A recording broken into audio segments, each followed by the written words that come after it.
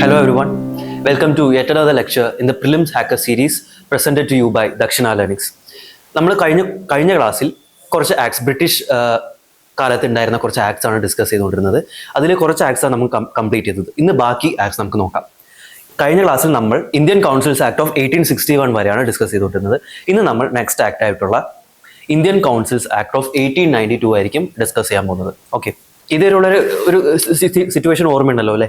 ഒരു decentralisation of power actually തുടങ്ങിയിട്ടുണ്ടായിരുന്നു കഴിഞ്ഞ acts വഴി. അതായത് ബംഗാൾ അതുപോലെ മദ്രാസ് പ്രൊവിൻസസിനൊക്കെ കുറച്ചുകൂടെ പവർ കൊടുക്കുന്ന രീതിയിലുള്ള, അതുപോലെ കൂടുതൽ മെമ്പേഴ്സിനെ ലെജിസ്ലേറ്റീവ് കൗൺസിൽസിൽ ഇൻക്ലൂഡ് ചെയ്യാനുള്ള അങ്ങനത്തെ ഡിസിഷൻസ് ഒക്കെയാണ് എടുത്തിട്ടുള്ളത്. ഇതാണ് നമ്മൾ ഇത്ര നേരം പറഞ്ഞുകൊണ്ടിരുന്ന ഒരു ബാക്ക്ഗ്രൗണ്ട്. ആദ്യം സെൻട്രലൈസേഷൻ ആയിരുന്നു, പിന്നെ ഡീസെൻട്രലൈസേഷൻ ആയിരുന്നു, കമ്പനീസ് റൂൾ മാറി ക്രൗൺസ് റൂളായി, അങ്ങനത്തെ കുറേ കാര്യങ്ങളൊക്കെ നമ്മൾ ഡിസ്കസ് ചെയ്തു അല്ലേ? ഇനി എന്താണ് മാറ്റങ്ങൾ ഉണ്ടാവുന്നത്? 1892 തൊട്ട് എന്തൊക്കെ മാറ്റങ്ങളാണ് ഉണ്ടായിട്ടുള്ളതെന്നാണ് നമ്മൾ നോക്കാൻ പോകുന്നത്. PPT നോക്കാം. The early nationalists wanted a larger share in the government of their own country and made an appeal to the principle of democracy. Their protests forced the British government to enact the Indian Councils Act of 1892. അതായത് 1892 എന്നൊക്കെ പറയുമ്പോഴത്തേക്കും 1885 കോൺഗ്രസ് ഒക്കെ വന്നു കഴിഞ്ഞു അല്ലേ? Indian national Congress ഒക്കെ വന്നു കഴിഞ്ഞു. മോഡറേറ്റ്സ് നാഷണലിസം ആണ്. അതായത് മോഡറേറ്റ്സ് എന്ന് പറഞ്ഞാൽ ഗവൺമെന്റിൽ കൂടുതൽ പാർട്ടിസിപ്പേറ്റ് ചെയ്യുക, ഗവൺമെന്റിനെ പ്രെയർ ആൻഡ് പെറ്റീഷൻസിലൂടെ അവരെ റെസ്പോൺസിബിൾ ഗവൺമെന്റ് ഉണ്ടാക്കാൻ നോക്കുക, അങ്ങനത്തെ കാര്യങ്ങളൊക്കെയാണ് മോഡറേറ്റ്സ് ചെയ്തിട്ടുണ്ടായിരുന്നത്. സോ 1892 ആയപ്പോഴത്തേക്കും ബ്രിട്ടീഷിലേക്ക് കുറച്ചുകൂടെ പ്രഷർ വരാൻ തുടങ്ങി ഈ മോഡറേറ്റ്സ് പോലുള്ള നാഷണലിസ്റ്റിൻ്റെ നിന്ന്.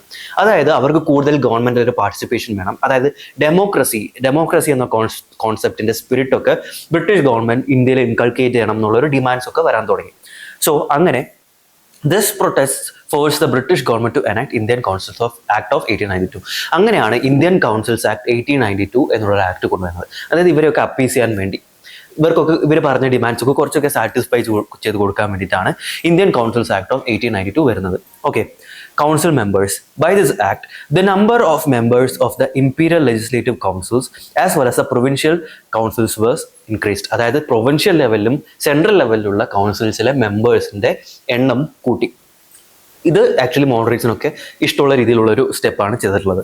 And although some of these representatives might be indirectly chosen by Indians, the official majority remained. ഈ കൗൺസിലിൽ ആക്ച്വലി നോൺ ഒഫീഷ്യൽ മെമ്പേഴ്സ് ഉണ്ടല്ലോ, ഈ ഒഫീഷ്യൽ മെമ്പേഴ്സിന്റെ മെജോറിറ്റി തന്നെയാണ് കണ്ടിന്യൂ ചെയ്തിട്ടുള്ളത്. ഈ നോൺ ഒഫീഷ്യൽ മെമ്പേഴ്സിന്റെ മെജോറിറ്റി ഇല്ല. അതായത് ഒഫീഷ്യൽ മെമ്പേഴ്സിന്റെ മെജോറിറ്റി തന്നെ മെയിൻറ്റെയിൻ ചെയ്തിട്ടുള്ള രീതിയിലാണ് ഈ മെമ്പേഴ്സിനെ, ഈ സീറ്റ്സ് ഇൻക്ലൂഡ് ചെയ്തിട്ടുള്ളത്. ഈ കൗൺസിലിന്റെ സീറ്റ്സ് ഇൻക്രീസ് ചെയ്തിട്ടുള്ളത് ഒഫീഷ്യൽ മെമ്പേഴ്സിന്റെ മെജോറിറ്റി മെയിൻറ്റെയിൻ ചെയ്തുകൊണ്ടാണ്. Budget. The councils were also given the right to discuss the annual budgets though they could not vote on them. ഇവർക്ക് വോട്ട് ചെയ്യാൻ പറ്റില്ലെങ്കിലും ഈ ആനുവൽ ബഡ്ജറ്റ് ഒക്കെ ഡിസ്കസ് ചെയ്യാനുള്ള ഒരു ഓപ്പർച്യൂണിറ്റി കൊടുത്തിട്ടുണ്ടായിരുന്നു. അതൊരു വലിയൊരു സ്റ്റെപ്പാണ്. ഈ ബഡ്ജറ്റിൽ ഡിസ്കസ് ചെയ്യാനുള്ള ഒരു ഓപ്പർച്യൂണിറ്റി ഇവർക്ക് കൊടുത്തിട്ടുണ്ടായിരുന്നു. പക്ഷെ അതിൽ വോട്ടൊന്നും ചെയ്യാൻ പറ്റില്ല. നേരത്തെ ബഡ്ജറ്റിനെ കുറിച്ച് ഡിസ്കസ് ചെയ്യാൻ പറ്റില്ല. നമ്മൾ നേരത്തെ കൗൺസിലിനെ കുറിച്ച് പറഞ്ഞത് അതൊരു തീരെ വീക്കായിട്ടുള്ളൊരു ബോഡിയാണ്, അഡ്വൈസറി ബോഡിയാണ്. അഡ്മിനിസ്ട്രേറ്റീവ് ബഡ്ജറ്റ് കാര്യങ്ങളൊന്നും ഡിസ്കസ് ചെയ്യാൻ പറ്റില്ല എന്ന് പറഞ്ഞിട്ടുണ്ടായിരുന്നു. അതിലൊരു മാറ്റം കൊണ്ടുവന്നിട്ടുണ്ട്. ബഡ്ജറ്റ് ആക്ച്വലി ഡിസ്കസ് ചെയ്യാൻ പറ്റും, പക്ഷെ വോട്ട് ചെയ്യാൻ പറ്റില്ല എന്നുള്ളൊരു കാര്യമാണ് ഈ ഒരു ആക്ട് പ്രകാരം കൊണ്ടുവന്നിട്ടുള്ളത്. Next one. ഇത്രയൊക്കെ ഉള്ളൂ ഈ ഒരു ആക്ട്. ഇന്ത്യൻ കൗൺസിൽസ് ആക്ടിനെ കുറിച്ച് പറയാൻ ഇത്രയേ ഉള്ളൂ. ആൻഡ് എല്ലാവർക്കും അറിയുന്ന ഒരു ആക്ടാണ് ഞാൻ അടുത്ത് ഡിസ്കസ് ചെയ്യാൻ പോകുന്നത്. Morley Minto reforms 1909. കേട്ട് കാണും അല്ലേ? Indian councils of act of 1909 എന്നും പറയും, അതർവൈസ് മോർലെ മിന്റോ റിഫോംസ്. വളരെ ഫേമസ് ആയിട്ടുള്ള ഒരു ആക്ടാണ് Morley Minto reforms. It is famous with the case of separate electorate. കേട്ടിട്ടുണ്ടാവുമല്ലോ, സെപ്പറേറ്റ് ഇലക്ടറേറ്റ് ഒക്കെ കൊണ്ടുവന്നത് ഒരു ആക്ട് പ്രകാരമാണ്. അതുകൊണ്ട് തന്നെ വളരെ ഫേമസ് ആയിട്ടുള്ള ഒരു ആക്ടാണ്. ഇതിന് ആക്ച്വലി ഒരു ഷോർട്ട് ലിവ്ഡ് ആക്ട് എന്നാണ് പറയുന്നത്. അതായത് അധിക കാലമൊന്നും ഈ ആക്ടിലെ പ്രൊവിഷൻസ് ഒന്നും നിലനിൽക്കാൻ പറ്റിയില്ല. കാരണം ഒരുപാട് പ്രൊട്ടസ്റ്റ്സ് ഈ ഒരു ആക്ടിന് ഉണ്ടായിട്ടുണ്ട്. ഇത് ആക്ച്വലി ഇന്ത്യൻസിന് നല്ലതിന് വേണ്ടി കൊണ്ടുവന്നതാണെന്നൊക്കെ പറയുമെങ്കിലും പക്ഷെ ആക്ച്വലി സംഭവിച്ചിട്ടുള്ളത് ഇന്ത്യൻസിന്റെ സൈഡിൽ നിന്ന് ഒരു റിസെന്റ്മെന്റ് ഉണ്ടാവുകയാണ് ആക്ച്വലി സംഭവിച്ചിട്ടുള്ളത്. ഒരു ഷോർട്ട് ലിവ്ഡ് ആക്ടാണ് ഈ ഒരു Morley Minto reforms. So it was actually meant to divide the moderate nationalist. അതായത് മോഡറേറ്റ്സിന്റെ ഒക്കെ ഡിമാൻഡ് എന്താന്ന് പറഞ്ഞാൽ കൗൺസിൽ എൻട്രി, അതായത് കൗൺസിലിൽ കുറച്ചുകൂടി ഒരു റെപ്രസെന്റേഷൻ കിട്ടുക, ഗവൺമെന്റിൽ പാർട്ടിസിപ്പേഷൻ ചെയ്യാൻ പറ്റുക എന്നൊക്കെയുള്ള ഒരു കാര്യമായിരുന്നു മോഡറേറ്റ്സ് മുന്നോട്ട് വെച്ചിട്ടുണ്ടായിരുന്നത്. ബട്ട് അതേസമയം എക്സ്ട്രീമിസ്റ്റ് എന്നുള്ളൊരു ഫാക്ഷൻ ഉണ്ടായിരുന്നു. കോൺഗ്രസിൽ തന്നെ എക്സ്ട്രീമിസ്റ്റ് ഉണ്ടായിരുന്നു. അവരുടെ ആഗ്രഹം എന്തായിരുന്നു? എത്രയും പെട്ടെന്ന് ബ്രിട്ടീഷ് ഇവിടെ പോകണം, സെൽഫ് റൂൾ കൊണ്ടുവരണമൊക്കെയായിരുന്നു. സോ ഈ മോഡറേറ്റ് എക്സ്ട്രീമിസ്റ്റ് തമ്മിലൊരു ഡിവിഷൻ ഉണ്ടാക്കാനൊക്കെ actually Indian councils act of 1909 help ചെയ്തിട്ടുണ്ട്. ഇപ്പോൾ മോഡറേറ്റ്സിന്റെ ആവശ്യം എന്തായിരുന്നു? കൗൺസിൽ എൻട്രി, അതായത് കൗൺസിലിൽ കുറച്ചുകൂടെ ഇന്ത്യൻ റെപ്രസെന്റേഷൻ കൊണ്ടുവരാന്നുള്ളത്. അത് ആക്ച്വലി 1909 മോർലെ മിന്റോ റിഫോംസ് കൊടുത്തു. മോഡറേറ്റ്സിനെ അപ്പീസ് ചെയ്യാൻ ആക്ച്വലി പറ്റിയവർക്ക്. അതാണ് the Morley Minto reforms aim to divide the nationalist movement by appeasing the moderates. മോഡറേറ്റ്സിനെ അപ്പീസ് ചെയ്യാൻ പറ്റി. At the same time extremist will not be happy. ഇങ്ങനെ ഗവൺമെന്റിനോട് ചേർന്ന് കൂടുതൽ ഫംഗ്ഷൻ ചെയ്യുന്നത് ആക്ച്വലി ഇന്ത്യൻ നാഷണലിസ്റ്റ് സ്പിരിറ്റിന് എഗെയിൻസ്റ്റ് ആണെന്നാണ് ആര് എക്സ്ട്രീമിസ്റ്റ് പറഞ്ഞിട്ടുള്ളത്. ബട്ട് മോഡറേറ്റ്സിന് അങ്ങനെ ഒരു ഒപ്പീനിയൻ അല്ല. അതുകൊണ്ട് തന്നെ കോൺഗ്രസ് സ്പ്ലിറ്റിനാവുമല്ലോ. ബ്രിട്ടീഷിന്റെ തന്നെ ഏറ്റവും ഫേമസ് പോളിസിയാണ് ഡിവൈഡ് ആൻഡ് റൂൾ, അല്ലെ? ഇന്ത്യയെ തന്നെ ഡിവൈഡ് ചെയ്ത് റൂൾ ചെയ്യുക, ഡിവിഷൻസ് ക്രിയേറ്റ് ചെയ്യുക. അത്രയും കാലം നല്ല സാഹോദര്യത്തോടെ ബ്രദർഹുഡ് ഒക്കെ ഫീൽ ചെയ്തിട്ടുള്ള നല്ല പീസ്ഫുൾ ആയിട്ട് ഇവിടെ മേർജ് ചെയ്ത് പോയിക്കൊണ്ടിരുന്ന പല കമ്മ്യൂണിറ്റീസിനെയും ഡിവൈഡ് ചെയ്തത് ആക്ച്വലി ബ്രിട്ടീഷാണ്. അതുപോലെ തന്നെ കോൺഗ്രസിനെയും ഡിവൈഡ് ചെയ്യാൻ നോക്കി നാഷണലിസ്റ്റ് എക്സ്ട്രീമിസ്റ്റ് എന്നുള്ള രീതിയിൽ. And introducing separate electorates for Muslims, thereby hindering the growth of Indian unity and fostering communal divisions. അതായത് കമ്മ്യൂണലിസം ആണ് ചെയ്തിട്ടുള്ളത്. അതായത് മുസ്ലിംസിന് വേണ്ടി സെപ്പറേറ്റ് ആയിട്ടുള്ള ഇലക്ടറേറ്റ് കൊണ്ടുവരിക എന്നുള്ളൊരു സിസ്റ്റം ചെയ്തിട്ടുണ്ട്. അത് പ്രകാരം ഇന്ത്യൻ യൂണിറ്റീനെ ഇന്ത്യൻ യൂണിറ്റീനെ ഒരു വിള്ളൽ കൊണ്ടുവരികയാണ് ചെയ്തിട്ടുള്ളത്. അതായത് ഇപ്പോൾ കമ്മ്യൂണൽ ഇലക്ടറേറ്റ് എന്ന് പറഞ്ഞാൽ എന്താ ഉദ്ദേശിക്കുന്നത് എന്ന് പറഞ്ഞാൽ, ഈ മുസ്ലിംസിന് വേണ്ടിയിട്ടാണ് ഈ കമ്മ്യൂണൽ ഇലക്ടറേറ്റ് ഈ ഒരു മോഡൽ മെന്റോർ റിഫോംസ് പ്രകാരം കൊണ്ടുവന്നിട്ടുള്ളത്. ഇത് പ്രകാരം എന്താ ഉദ്ദേശിക്കുന്നത് പറഞ്ഞാൽ, അതായത് കോൺസ്റ്റിറ്റ്യുവൻസീസ് ഉണ്ടല്ലോ, അതിനെയൊക്കെ മുസ്ലിം കോൺസ്റ്റിറ്റ്യുവൻസീസ് എന്ന് പറഞ്ഞിട്ട് ഡിവൈഡ് ചെയ്യാൻ പറ്റും. ആൻഡ് ആ കോൺസ്റ്റിറ്റ്യുവൻസീസിൽ എലക്ഷൻ നിൽക്കുകയാണെന്നുണ്ടെങ്കിൽ മുസ്ലിംസിന് മാത്രമേ നിൽക്കാൻ പറ്റുള്ളൂ.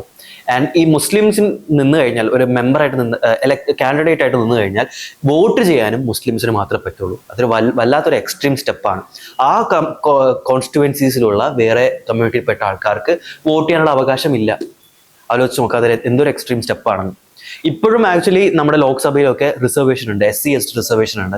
പക്ഷെ അതെങ്ങനെയാണ് ഫംഗ്ഷൻ ചെയ്യാന്ന് പറഞ്ഞാൽ, ഒരു കോൺസ്റ്റിറ്റ്യുവൻസിനെ SC ST കോൺസ്റ്റിറ്റ്യുവൻസി ആയിട്ട് ഡിക്ലെയർ ചെയ്ത് കഴിഞ്ഞാൽ ആ കോൺസ്റ്റിറ്റ്യുവൻസിയിൽ SC ST വിഭാഗത്തിൽപ്പെട്ട ആൾക്കാർക്ക് മാത്രമേ മത്സരിക്കാൻ പറ്റുള്ളൂ.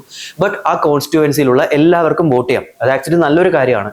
SC ST റെപ്രസെൻറ്റേഷൻ കൂട്ടാൻ യൂസ് ചെയ്യുന്ന ഒരു നല്ലൊരു കാര്യമാണ്. ബട്ട് ആ സമയത്ത് എന്താണ്, അങ്ങനെയല്ല ചെയ്തിട്ടുള്ളത്.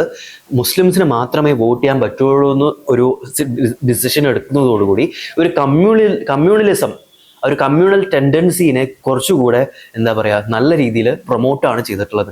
ഇപ്പോൾ നമ്മൾ ലോക്സഭയിൽ ഇപ്പോൾ വിമൺ റിസർവേഷൻ ഒക്കെ വരുന്നുണ്ടല്ലോ, 106th അമെൻമെന്റ് പ്രകാരം വിമൺസിന് വേണ്ടി സെപ്പറേറ്റ് കോൺസ്റ്റിറ്റ്യുവൻസീസ്. അതൊക്കെ നല്ല കാര്യമായിട്ടാണ് കണക്കാക്കുന്നത്. കാരണം എല്ലാവർക്കും വോട്ട് ചെയ്യാം, അല്ലെ? വിമൺ റെപ്രസെൻറ്റേഷൻ ഒക്കെ കൂട്ടുന്നത് വളരെ നല്ല കാര്യമാണ്. 33% റിസർവേഷനാണ് വിമൺ വേണ്ടി വരാൻ പോകുന്നത്. അതൊക്കെ നല്ല കാര്യമാണ്. പക്ഷെ ആ സമയത്ത് അങ്ങനെയല്ല. അത് ആക്ച്വലി ഒരു കമ്മ്യൂണൽ സ്പിരിറ്റ് ഉണ്ടാക്കാൻ വേണ്ടിയിട്ടും ഡിവൈഡ് ആൻഡ് റൂൾ എന്നുള്ളൊരു കോൺസെപ്റ്റ്, ആ ഒരു സംഭവത്തിന് വേണ്ടിയിട്ടാണ്. ബ്രിട്ടീഷിന്റെ ഏറ്റവും ഫേമസ് ആയിട്ടുള്ള ഡിവൈഡ് ആൻഡ് റൂൾ, അതിൻ്റെ ഒരു ക്ലാസിക് എക്സാമ്പിൾ ആയിട്ട് വേണമെങ്കിൽ നമുക്ക് ഈ മോർലെ മെന്റോർ റിഫോംസിനെ കാണാനായിട്ട് പറ്റും. Okay, elected members. The Morley and Minto reforms increased the number of elected members in the Imperial Legislative Council and Provincial Council. ഇതാണ് മോഡറേറ്റ്സിന് വേണ്ടിയിരുന്നത്. മെമ്പേഴ്സിന്റെ എണ്ണം ആക്ച്വലി മോഡറേറ്റ്സ് ആവശ്യപ്പെട്ട പോലെ തന്നെ കൂട്ടി.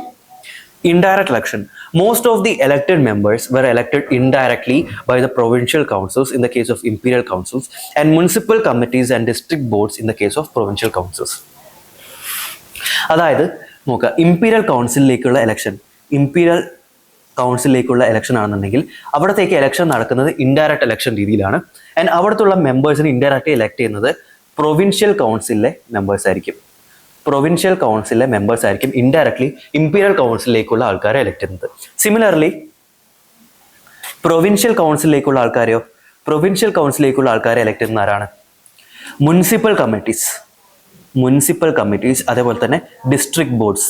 ഇവിടെ നിന്നുള്ള റെപ്രസെൻറ്റേറ്റീവ്സ്, മുനിസിപ്പൽ കമ്മിറ്റീസ്, അതുപോലെ ഡിസ്ട്രിക്ട് ബോർഡ്സ് ഉള്ള കമ്മിറ്റീസ്, അവിടുത്തെ മെമ്പേഴ്സ് അവരാണ് ഇൻഡയറക്ട്ലി പ്രൊവിൻഷ്യൽ കൗൺസിലിലേക്കുള്ള മെമ്പേഴ്സിനെ എലക്ട് ചെയ്യുന്നത്. ഇൻഡയറക്റ്റ് ഇലക്ഷനാണ് ആ സമയത്ത് ഉണ്ടായിരുന്നത്. ഓക്കെ, ഇപ്പോഴേ നമ്മുടെ രാജ്യസഭയിൽ ഇൻഡയറക്റ്റ് ഇലക്ഷൻ ആണല്ലോ, അതുപോലെ ഒരു ഇൻഡയറക്റ്റ് ഇലക്ഷനാണ് ആ സമയത്തും ഉണ്ടായിരുന്നത്. ഡയറക്റ്റ് ഇലക്ഷൻ എന്നുള്ള ഒരു കോൺസെപ്റ്റ് ആ സമയത്ത് ഇല്ല. And members of central legislative council was increased from 6 to 60. 6 നിന്ന് 60 ആക്കിയിട്ട് നേരത്തെ 6 മെമ്പേഴ്സ് മാത്രം ഉണ്ടായിരുന്നതിനെ 60 മെമ്പേഴ്സ് ആക്കിയിട്ട് ഇൻക്രീസ് ചെയ്തു. അതൊരു നോട്ട് ചെയ്യേണ്ട കാര്യമാണ്. And reserved seats. Some of the elected seats were reserved for landlords and British capitalists. ബ്രിട്ടീഷിന്റെ ക്യാപിറ്റൽ, അതായത് ബ്രിട്ടീഷ് ബിഗ് ബിസിനസ് പേഴ്സൺസ്, അതുപോലെ തന്നെ ഇന്ത്യൻ ലാൻഡ് ലോഡ്സ്, ഇവർക്കൊക്കെ വേണ്ടി കുറച്ച് സീറ്റ്സ് റിസർവ് ചെയ്ത് വെച്ചിട്ടുണ്ടായിരുന്നു. ഓക്കെ, അതായത് കുറച്ച് പൈസ അതേപോലെ തന്നെ പ്രോപ്പർട്ടി ഉള്ളവർക്ക് കുറച്ചുകൂടി ഈസിയാണ് ബ്രിട്ടീഷ് ഗവൺമെന്റിലേക്ക് എൻ്റർ ചെയ്യാനായിട്ട്. സോ അങ്ങനത്തെ ഒരു റിസർവേഷൻ ഒക്കെ വെച്ചിട്ടുണ്ടായിരുന്നു. No power to council. Again ഇത്രയും കാലം പറയുന്ന പോലെ തന്നെ കൗൺസിലിന് പ്രത്യേകിച്ച് പവറൊന്നും ഇല്ല. Moreover the reformed council still enjoyed no real power. ഈ കൗൺസിൽസിനൊന്നും പ്രത്യേകിച്ച് പവറൊന്നുമില്ല. Being merely advisory body. ഈ കൗൺസിലൊക്കെ എന്താണ്? അഡ്വൈസറി ബോഡി, സിംപ്ലി ഒരു അഡ്വൈസറി ബോഡി ആയിട്ട് മാത്രമാണ് എക്സിസ്റ്റ് ചെയ്തിട്ടുള്ളത്. സെപ്പറേറ്റ് ഇലക്ട്രേറ്റ്, ഇതാണ് ഞാൻ പറഞ്ഞിട്ടുള്ള ഒരു കമ്മ്യൂണൽ സിസ്റ്റം. കമ്മ്യൂണൽ ഇലക്ട്രേറ്റ്, മുസ്ലിംസിന് വേണ്ടിയിട്ട് ഒരു കമ്മ്യൂണൽ ഇലക്ട്രേറ്റ് കൊണ്ടുവന്നു. ആക്ച്വലി അതിനുശേഷമാണ് ഒരുപാട് മുസ്ലിംസ് ഹിന്ദു ആ ഒരു ക്ലാഷ് ഉണ്ടാവാനും ടു നേഷൻ തിയറി ഇതിന്നൊക്കെ ഡെവലപ്പ് ചെയ്യാനുള്ള ഒരു ഒരു ഒരു ഒരു തുടക്കം വേണമെന്നുണ്ടെങ്കിൽ നമുക്ക് ഇതൊക്കെയാണെന്ന് വേണമെങ്കിൽ നമുക്ക് പറയാൻ പറ്റും. And official majority, the official majorities were abolished. ഞാൻ നേരത്തെ പറഞ്ഞല്ലോ ഒഫീഷ്യൽ മെമ്പേഴ്സിനാണ് കൗൺസിലിൽ മെജോറിറ്റി കൊടുത്തിട്ടുള്ളതെന്ന്. ആ സംഭവം were abolished from the provincial legislature. Provincial ലെജിസ്ലേച്ചറിന് ഈ ഒഫീഷ്യൽ മെജോറിറ്റി അബോളിഷ് ചെയ്തു. But official majority was maintained at centre. Very very important കാര്യമാണത്. പ്രൊവിൻഷ്യൽ ലെജിസ്ലേച്ചറിലെ ഈ ഒഫീഷ്യൽ മെമ്പർ മെജോറിറ്റി ഒഴിവാക്കിയെങ്കിലും ഈ ഒഫീഷ്യൽ മെജോറിറ്റി സെൻട്രലിൽ നിന്ന് മാറ്റിയിട്ടില്ല. സെൻട്രൽ ലെജിസ്ലേറ്റീവ് കൗൺസിലിൽ നിന്ന് ഈ ഒഫീഷ്യൽ മെജോറിറ്റി മാറ്റിയിട്ടില്ല. പക്ഷേ പ്രൊവിൻഷ്യൽ കൗൺസിലിൽ നിന്നാണ് മാറ്റിയിട്ടുള്ളത് എന്ന് വളരെ ഇമ്പോർട്ടൻ്റ് ആയിട്ട് നോട്ട് ചെയ്യുക. എല്ലാവിടെ നിന്നും മാറ്റിയിട്ടില്ല. പ്രൊവിൻഷ്യൽ ലെജിസ്ലേറ്റീവ് കൗൺസിൽ മാത്രമേ അത് അബോളിഷ് ചെയ്തിട്ടുള്ളൂ. It was done on the advice of Gokhale, who was deeply involved in the preparation of reforms. ഗോഖലെയുടെ അഡ്വൈസ് പ്രകാരമാണ് ഇങ്ങനത്തെ റിഫോംസ് ഒക്കെ ചെയ്തിട്ടുള്ളത്. അത് നോട്ട് ചെയ്യാം. Okay, executive control. The reform legislature did not have control over the executive. ലെജിസ്ലേച്ചറിന് എക്സിക്യൂട്ടീവിൻ്റെ മുകളിൽ വലിയ കൺട്രോൾ ഒന്നും ഇല്ല. ആക്ച്വലി ഇന്ത്യൻ സിസ്റ്റം നോക്കുകയാണെങ്കിൽ, ഇപ്പോഴത്തെ ഇന്ത്യൻ സിസ്റ്റം നോക്കുകയാണെന്നുണ്ടെങ്കിൽ of course executive is controlled by legislature. Executive is responsible to Indian legislature, അല്ലേ? പാർലമെന്റിനോട് റെസ്പോൺസിബിൾ ആണ് Indian legislatures. Council of ministers are responsible to Lok Sabha എന്നൊക്കെ പറയുമല്ലോ. സോ ലെജിസ്ലേച്ചറിന് ആക്ച്വലി കൺട്രോൾ വേണം എക്സിക്യൂട്ടീവിന് മുകളിൽ. പക്ഷെ ആ സമയത്ത് അങ്ങനെ ആയിരുന്നില്ല. Legislatures had no control over executive. Okay, powers given to members of council. The right to ask questions and supplementary questions for the purpose of further elucidating any point. ലെജിസ്ലേച്ചറിൽ ക്വസ്റ്റ്യൻസും supplementary questions ചോദിക്കാനുള്ള ഒരു പവറും കൂടി കൊടുത്തു. അത് ചോദിച്ചിട്ടുള്ള ഒരു സംഭവമാണ്. സപ്ലിമെൻ്ററി ക്വസ്റ്റ്യൻസ് ചോദിക്കാൻ പറ്റും എന്ന സ്റ്റേറ്റ്മെൻ്റ് ഒക്കെ വന്നിട്ടുണ്ട്. ആക്ച്വലി 1909 മോഡൽ റിഫോംസ് പ്രകാരം ക്വസ്റ്റ്യൻ ചോദിക്കാം. And supplementary questions can also be ആസ്ഡ്, could also be ആസ്ഡ് ഈ ഒരു റിഫോംസ് പ്രകാരം. ആൻഡ് ഓക്കെ, ലെജിസ്ലേറ്റീവ്സിന് റെസൊല്യൂഷൻസ്, കൗൺസിലിൽ റെസൊല്യൂഷൻസ് മൂവ് ചെയ്യാനുള്ള ഒരു പവർ കൂടെ ഈ ഒരു 1909 മോഡൽ റിഫോംസ് കൊടുത്തിട്ടുണ്ട്. അതായത് കുറച്ചുകൂടെ കൗൺസിൽസ് സ്റ്റിൽ ഒരു അഡ്വൈസറി ബോഡി ആണെന്നുണ്ടെങ്കിലും കുറച്ച് പവേഴ്സ് എക്സ്ട്രാ കൊടുക്കാനുള്ള ഒരു സംഭവമാണ് ഇപ്പോൾ നമ്മൾ കാണുന്നത്. ആൻഡ് പബ്ലിക് ഇൻട്രസ്റ്റ് മാറ്റേഴ്സ്, അതായത് ഒരു റെസ്പോൺസിബിൾ ഗവൺമെൻറ് ആവാനാണ് നോക്കുന്നത്. അതായത് പബ്ലിക്കിൻ്റെ റെസ്പോൺസും കൂടെ ഇൻകൾക്കേറ്റ് ചെയ്യാനുള്ള ഒരു ഓപ്പർച്യൂണിറ്റി, അതായത് അങ്ങനത്തെ ഒരു ഡിസിഷനാണ് എടുത്തിട്ടുള്ളത്. അതായത് rules were also framed under the act for the discussion of matters of general public interest in the legislative councils. അതായത് ഇപ്പോഴൊക്കെ എങ്ങനെയാണ് നമ്മുടെ പാർലമെൻറ്റ് റൂൾ ഉണ്ടാക്കുന്നത്? പാർലമെൻറ്റിൽ ഒരു ഡിസ്കഷന് ശേഷം ഗവൺമെൻറ് അത് പബ്ലിഷ് ചെയ്യും, അല്ലേ? നമുക്ക് ന്യൂസ് പേപ്പറിലൂടെ കാണാൻ പറ്റും ബില്ല് ഇൻട്രൊഡ്യൂസ് ചെയ്തു, ഇതൊക്കെയാണ് സംഭവം എന്നൊക്കെ. എന്നിട്ട് പബ്ലിക് ഹാസ് ദി ഒരു opportunity to discuss such laws, such bills, and നമ്മുടെ ഒപ്പീനിയൻ അറിയിക്കാനുള്ള ഒരു ഓപ്പർച്യൂണിറ്റി നമുക്കിപ്പോൾ ഉണ്ട്. അതുപോലെ അത് ആദ്യമായിട്ട് ആ സമയത്ത് 1909 കൊണ്ടുവന്നു. പബ്ലിക്കിന് ഈ ഓരോ ലോനെ കുറിച്ചിട്ടുള്ള ഒപ്പീനിയൻസ് അറിയിക്കാനുള്ള ഒരു ഓപ്പർച്യൂണിറ്റി, പബ്ലിക്കുമായിട്ട് ഡിസ്കസ് ചെയ്യാനുള്ള ഒരു ഓപ്പർച്യൂണിറ്റി കൊണ്ടുവന്നു. അതായത് ഒരു റെസ്പോൺസിബിൾ ഗവൺമെൻറ് എന്നുള്ളൊരു കോൺസെപ്റ്റ് ഉണ്ടാക്കാൻ ഇൻഡയറക്റ്റ്ലി നോക്കുകയാണ് ഇവിടെ ചെയ്യുന്നത്. Appointed Indians to viceroy's executive council. വൈസ്രോയുടെ എക്സിക്യൂട്ടീവ് കൗൺസിലിൽ ഇന്ത്യൻസിനെ അപ്പോയിന്റ് ചെയ്യാൻ നോക്കി. അങ്ങനെ ആദ്യമായിട്ട് അപ്പോയിന്റ് ചെയ്ത വ്യക്തിയാണ് Satyendra Prasad Sinha. He was the first law member. ആദ്യമായിട്ടുള്ള ഒരു വൈസ്രോയുടെ എക്സിക്യൂട്ടീവ് കൗൺസിലേക്ക് അപ്പോയിന്റ് ചെയ്തിട്ടുള്ള ആദ്യമായിട്ടുള്ള ഇന്ത്യൻ മെമ്പറാണ് സത്യേന്ദ്ര പ്രസാദ് സിൻഹ. അദ്ദേഹത്തെ ഒരു ലോ മെമ്പറായിട്ടാണ് അപ്പോയിന്റ് ചെയ്തിട്ടുള്ളത്. സോ കുറച്ച് നല്ല കാര്യങ്ങളും കൂടെ ഈ ഒരു ആക്ട് പ്രകാരം ചെയ്തിട്ടുണ്ടെന്ന് നോട്ട് ചെയ്യുക. അതായത് ഇന്ത്യൻ റെപ്രസെൻറ്റേഷൻ എൻഷുർ ചെയ്യാൻ നോക്കിയിട്ടുണ്ട്. അതുപോലെ തന്നെ സപ്ലിമെൻ്ററി ക്വസ്റ്റ്യൻസ് ആസ്ക് ചെയ്യാൻ പറ്റും. അതുപോലെ തന്നെ പബ്ലിക് ഒപ്പീനിയൻ കൂടെ ഒന്ന് എൻഷുർ ചെയ്യാൻ ഉള്ള ഒരു ഡിസിഷനാണ് എടുത്തിട്ടുള്ളത്. Next one, government of India act 1919. ഇതും വളരെ ഫേമസ് ആയിട്ടുള്ള ഒരു ആക്ട് ആണ്, എല്ലാവരും കേട്ട് കാണുമെന്ന് വിചാരിക്കണം. Montagu Chelmsford reforms. ഇന്ത്യയിൽ ഒരുപാട് റിഫോംസ് കൊണ്ടുവന്നിട്ടുള്ള ഒരുപാട് മാറ്റങ്ങൾ കൊണ്ടുവന്നിട്ടുള്ള ഒരു റിഫോമാണ് government of India act 1919. Montagu Chelmsford reforms എന്നും അറിയപ്പെടും. സോ എന്തൊക്കെ മാറ്റങ്ങളാണ് വരുത്തിയിട്ടുള്ളത് നമുക്ക് നോക്കാം. The reforms were meant for the increasing association of Indians in every branch of Indian administration. ഇന്ത്യൻസുമായിട്ട് കുറച്ചുകൂടെ ഒരു കണക്ഷൻ വരുത്താൻ, ഇന്ത്യൻസുമായിട്ട് ഒരു ഇന്ററാക്ഷൻ കൂട്ടാൻ വേണ്ടിയിട്ട് കൊണ്ടുവന്നിട്ടുള്ള ഒരു ആക്ടാണ് മോണ്ടേഗു ചെംസ്ഫോർഡ് റിഫോംസ് എന്ന് പറയുന്നത്. Provincial council. The provincial legislative councils were enlarged. നമ്മൾ കണ്ടുകൊണ്ട് വരുന്ന എന്താ, കൂടുതൽ മെമ്പേഴ്സിനെ കൗൺസിലിലേക്ക് എൻലാർജ് ചെയ്തുകൊണ്ടേയിരിക്കുകയാണ്. അതായത് ഇന്ത്യൻ പാർട്ടിസിപ്പേഷൻ കൂട്ടാനുള്ളൊരു ഡിസിഷനാണ് ഓരോ ആക്ട് കഴിയും തോറും എടുത്തുകൊണ്ടിരിക്കുന്നത്. And the majority of their members were to be elected majority കൂട്ടാൻ നോക്കി. അതായത് ഇത്രയും കാലം എലക്റ്റഡ് മെജോറിറ്റി ആയിരുന്നില്ല ഈ കൗൺസിൽ ഉണ്ടായിരുന്നത്. പക്ഷേ ഈ ഒരു 1919 ആക്ട് പ്രകാരം എലക്റ്റഡ് മെജോറിറ്റി ഇൻക്രീസ് ചെയ്യാൻ നോക്കിയിട്ടുണ്ടായിരുന്നു. അതായത് elected majority, non elected majority, ഈ രണ്ട് സംഭവങ്ങളുണ്ട്. എലക്റ്റഡ് മെജോറിറ്റി കൂട്ടാനാണ് ഈ ഒരു ആക്ട് പ്രകാരം നോക്കിയിട്ടുള്ളത്. ആൻഡ് ഡയാർക്കി വളരെ ഫേമസ് ആയിട്ടുള്ള ഒരു സംഭവമാണ് ഡയാർക്കി. ആൻഡ് ഒരുപാട് തവണ ചോദിച്ചിട്ടുള്ള ഒരു സംഭവമാണ് ഡയാർക്കി എന്താണെന്നൊക്കെ. Diarchy was introduced by Government of India Act 1919. The provincial governments were given more powers under the system of diarchy. Subjects were classified into two. Provincial ഗവൺമെന്റിലാണ് ഈ ഡയാർക്കി എന്ന് പറഞ്ഞ സിസ്റ്റം കൊണ്ടുവന്നിട്ടുള്ളത്. ഈ ഡയാർക്കി എന്ന് പറഞ്ഞാൽ എന്താണെന്ന് പറഞ്ഞാൽ പ്രൊവിൻഷ്യൽ ലെജിസ്ലേച്ചറിന് ഡീൽ ചെയ്യാനുള്ള കാര്യങ്ങളെ രണ്ടായിട്ട് ക്ലാസിഫൈ ചെയ്യാൻ പറ്റും. ഒന്ന് റിസർവ് സബ്ജക്ട്സ്, ഒന്ന് ട്രാൻസ്ഫർ സബ്ജക്ട്സ്. ഇപ്പോൾ നമ്മൾ കാണുന്നില്ലേ ഈ സ്റ്റേറ്റ് ലിസ്റ്റ്, കൺകറന്റ് ലിസ്റ്റ്, അതുപോലെ യൂണിയൻ ലിസ്റ്റ് എന്നൊക്കെ പറഞ്ഞിട്ട്. യൂണിയൻ ലിസ്റ്റ് എന്ന് പറയുമ്പോൾ എന്താ, യൂണിയൻ ഗവൺമെന്റ് മാത്രം കൈകാര്യം ചെയ്യാൻ പറ്റുന്ന കാര്യങ്ങൾ. അതുപോലെ സ്റ്റേറ്റ് ലിസ്റ്റ് എന്ന് പറയുമ്പോൾ സ്റ്റേറ്റ് ഗവൺമെന്റ് മാത്രം കൈകാര്യം ചെയ്യാൻ പറ്റുന്ന കാര്യങ്ങൾ. അതുപോലെ ഏകദേശം സിമിലർ ആയിട്ടുള്ള സംഭവമാണ് റിസർവ്ഡ് സബ്ജക്ട്സ്, അതുപോലെ തന്നെ ട്രാൻസ്ഫേർഡ് സബ്ജക്ട്സ്. ഈ റിസർവ്ഡ് സബ്ജക്ട് എന്താണെന്ന് പറഞ്ഞാൽ the subjects mentioned under these reserved subjects remained under the direct control of governor. ഗവർണറിന്റെ അണ്ടറിൽ ഗവർണർ മാത്രം എക്സ്ക്ലൂസീവ്ലി ഡിസിഷൻസ് എടുക്കാൻ പറ്റുന്ന സബ്ജക്ട്സ് ആണ് റിസർവ്ഡ് സബ്ജക്ട്സ് എന്ന് പറഞ്ഞാൽ. പക്ഷേ ട്രാൻസ്ഫേർഡ് സബ്ജക്ട്സ് എന്ന് പറഞ്ഞാൽ മിനിസ്റ്റേഴ്സിന് ഡിസിഷൻസ് എടുക്കാൻ പറ്റുന്നത്. മിനിസ്റ്റേഴ്സിന് എക്സ്ക്ലൂസീവ്ലി പവർ ഇല്ല. മിനിസ്റ്റേഴ്സ് ഷുഡ് വർക്ക് അണ്ടർ ഗവർണറിന്റെ അണ്ടറിലാണെങ്കിലും മിനിസ്റ്റേഴ്സിന് ഡിസിഷൻസ് എടുക്കാൻ പറ്റുന്ന കാര്യങ്ങളാണ് ട്രാൻസ്ഫേർഡ് സബ്ജക്ട്സിന് അണ്ടറിൽ. So subjects were classified into reserve subjects and transferred subjects. ഗവർണറിന് എക്സ്ക്ലൂസീവ്ലി കൈകാര്യം ചെയ്യാൻ പറ്റുന്ന സബ്ജക്ട്സ് ആണ് ഏത്, റിസർവ് സബ്ജക്ട്സ്. അതുപോലെ മിനിസ്റ്റേഴ്സിന് കൈകാര്യം ചെയ്യാൻ പറ്റുന്ന ഏതാണ്, ട്രാൻസ്ഫേർഡ് സബ്ജക്ട്സ്. സോ ഇങ്ങനെ ഒരു ഡിവിഷൻ കൊണ്ടുവന്നു. ഇതിനെയാണ് dyarchy was introduced at provincial level എന്ന് പറയാം. Okay, dyarchy system. ഇത് ആക്ച്വലി ഫെയിലിയർ ആയി കുറച്ച് കാലത്തിന് ശേഷം, എന്നാലും ഇതാണ് ഈ ഒരു ഡയാർക്കി സിസ്റ്റം എന്ന് പറഞ്ഞാൽ. ആൻഡ് ഇതിന് അണ്ടറിൽ വരുന്ന സബ്ജക്ട്സ് ഏതാണെന്ന് പ്രീവിയസ് ഇയർ ചോദിച്ചിട്ടുണ്ട്. ജസ്റ്റ് നോട്ട് ചെയ്യുക, വളരെ ഇമ്പോർട്ടൻ്റ് ആണ്. ട്രാൻസ്ഫേർഡ് സബ്ജക്റ്റിന് അണ്ടറിൽ വരുന്ന ഏതാണ്, അതുപോലെ റിസർവ് സബ്ജക്റ്റിന് അണ്ടറിൽ വരുന്നത് ഏതാണെന്ന് വളരെ ഇമ്പോർട്ടൻ്റ് ആണ്. ഇപ്പോൾ റിസർവ്ഡ് സബ്ജക്ട്സിന് അണ്ടറിൽ വരുന്നതാണ് ഫിനാൻസ്, ലോ ആൻഡ് ഓർഡർ. ഇതൊക്കെ റിസർവ്ഡ് സബ്ജക്ട്സിന് അണ്ടറിൽ വരുന്നതാണ്. അതുപോലെ ട്രാൻസ്ഫേർഡ് സബ്ജക്റ്റിന് അണ്ടറിൽ വരുന്നതാണ് self government, public health, education. ഇതെല്ലാം ട്രാൻസ്ഫേർഡ് സബ്ജക്റ്റിന് അണ്ടറിൽ വരുന്നതാണ്. ലോക്കൽ സെൽഫ് ഗവൺമെന്റ് ഉദ്ദേശിച്ചിട്ടുള്ളത്. Local self government, public health, എഡ്യൂക്കേഷനും ഇതെല്ലാം ട്രാൻസ്ഫേർഡ് സബ്ജക്റ്റിന് അണ്ടറിൽ വരുന്ന സംഭവങ്ങളാണ്. ഓക്കെ, ഇത് മനസ്സിലായെന്ന് വിചാരിക്കണം. ഇനി extension of separate electorate. 1909 Morley Minto reforms മുസ്ലിംസിന് വേണ്ടി സെപ്പറേറ്റ് ഇലക്ടറേറ്റ് കൊണ്ടുവന്നു പറഞ്ഞല്ലോ. ആ സംഭവത്തെ ആക്ച്വലി ഇപ്പോൾ എക്സ്റ്റെൻഡ് ചെയ്തു. കുറച്ചധികം കമ്മ്യൂണിറ്റീസിന് വേണ്ടിയിട്ട് ഈ സെപ്പറേറ്റ് ഇലക്ടറേറ്റ് എക്സ്റ്റെൻഡ് ചെയ്തിട്ടുണ്ട്. അതാണ് Sikh, Indian Christians, Anglo Indians, Europeans, ഇവർക്കൊക്കെ സെപ്പറേറ്റ് ഇലക്ടറേറ്റ് എക്സ്റ്റെൻഡ് ചെയ്തു. ആൻഡ് ബൈക്യാമറലിസം എന്താണെന്ന് അറിയാലോ. The presence of 2 houses in legislature, അതിനാണ് ബൈക്യാമറലിസം എന്ന് പറയാം. ഇപ്പോൾ ഒരു ഹൗസ് ഉള്ളെങ്കിൽ അതിന് യൂണിക്യാമറലിസം എന്ന് പറയും. 2 ഹൗസ് ഉണ്ടെന്നുണ്ടെങ്കിൽ ബൈക്യാമറലിസം എന്ന് പറയും. Indian parliament is bicameral because Indian parliament consist of Rajya Sabha and Lok Sabha, അല്ലേ?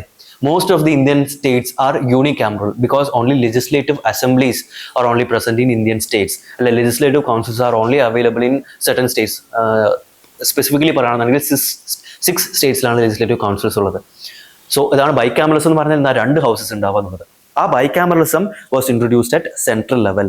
സെൻട്രൽ ലെജിസ്ലേച്ചറിൽ 2 ഹൗസസ് കൊണ്ടുവന്നു. The lower house was called as legislative assembly. ഇപ്പൊ നമ്മുടെ പാർലമെന്റ് ലോവർ ഹൗസിനെ എന്താ വിളിക്കുന്നത്, Lok Sabha. And upper house was called as council of states. Still നമ്മുടെ upper house council of states തന്നെയാണ്, Rajya Sabha.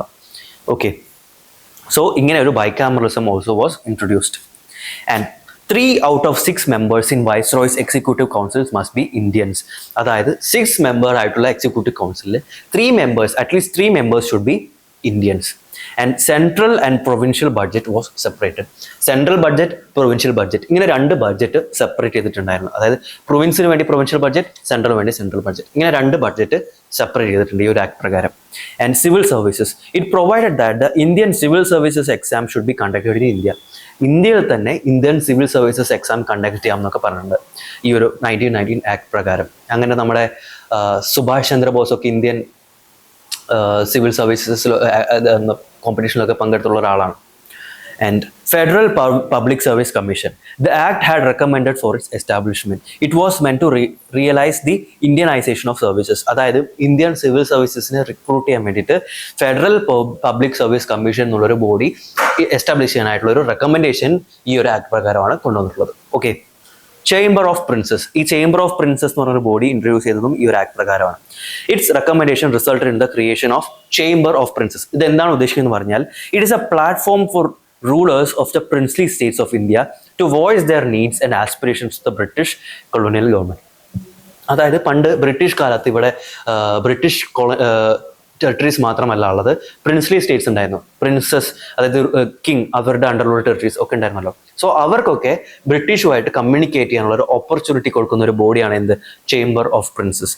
So a platform for rulers of the princely states of India to voice their needs and aspirations for the British colonial government.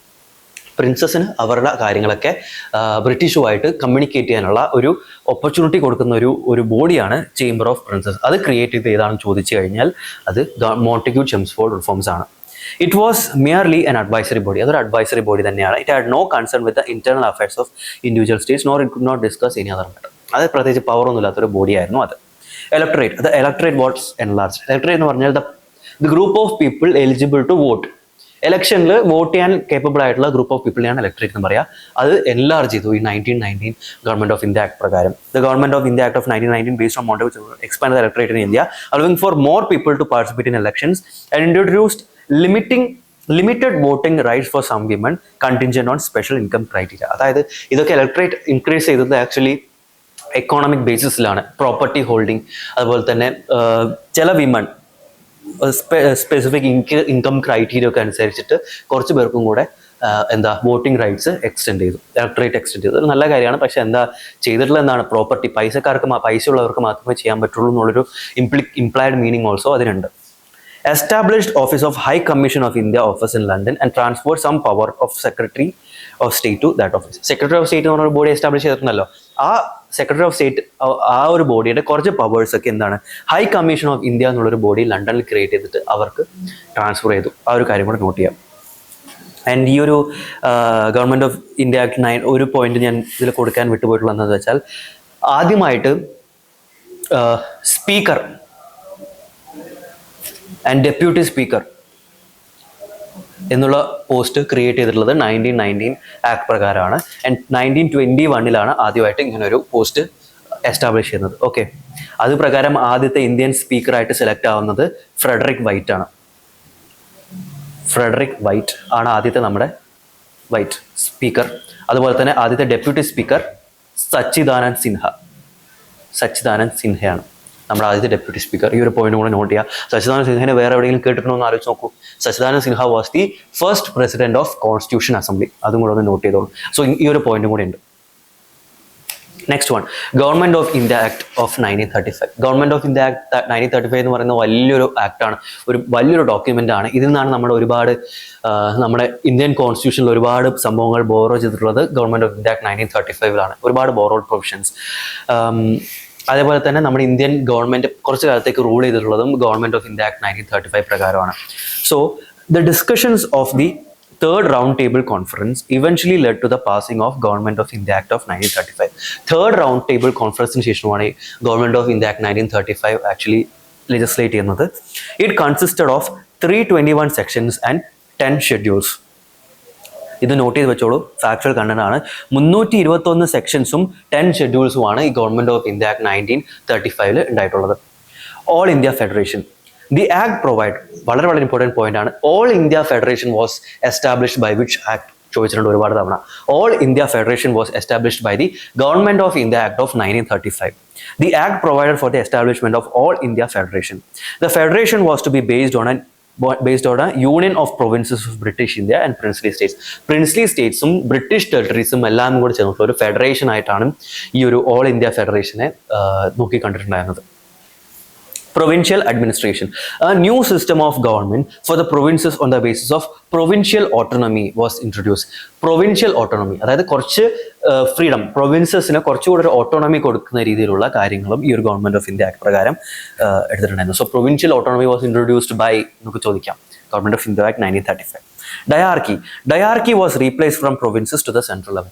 നേരത്തെ provincial ലെവലിൽ ഉണ്ടായിരുന്ന dyarchy, transfer subject, അതുപോലെ reserve subject, ഈ സംഭവമൊക്കെ provincial ലെവലിൽ abolish ചെയ്തു. And this same system was introduced at central level. Central ലെവലിൽ ഈ ഒരു dyarchy system was introduced.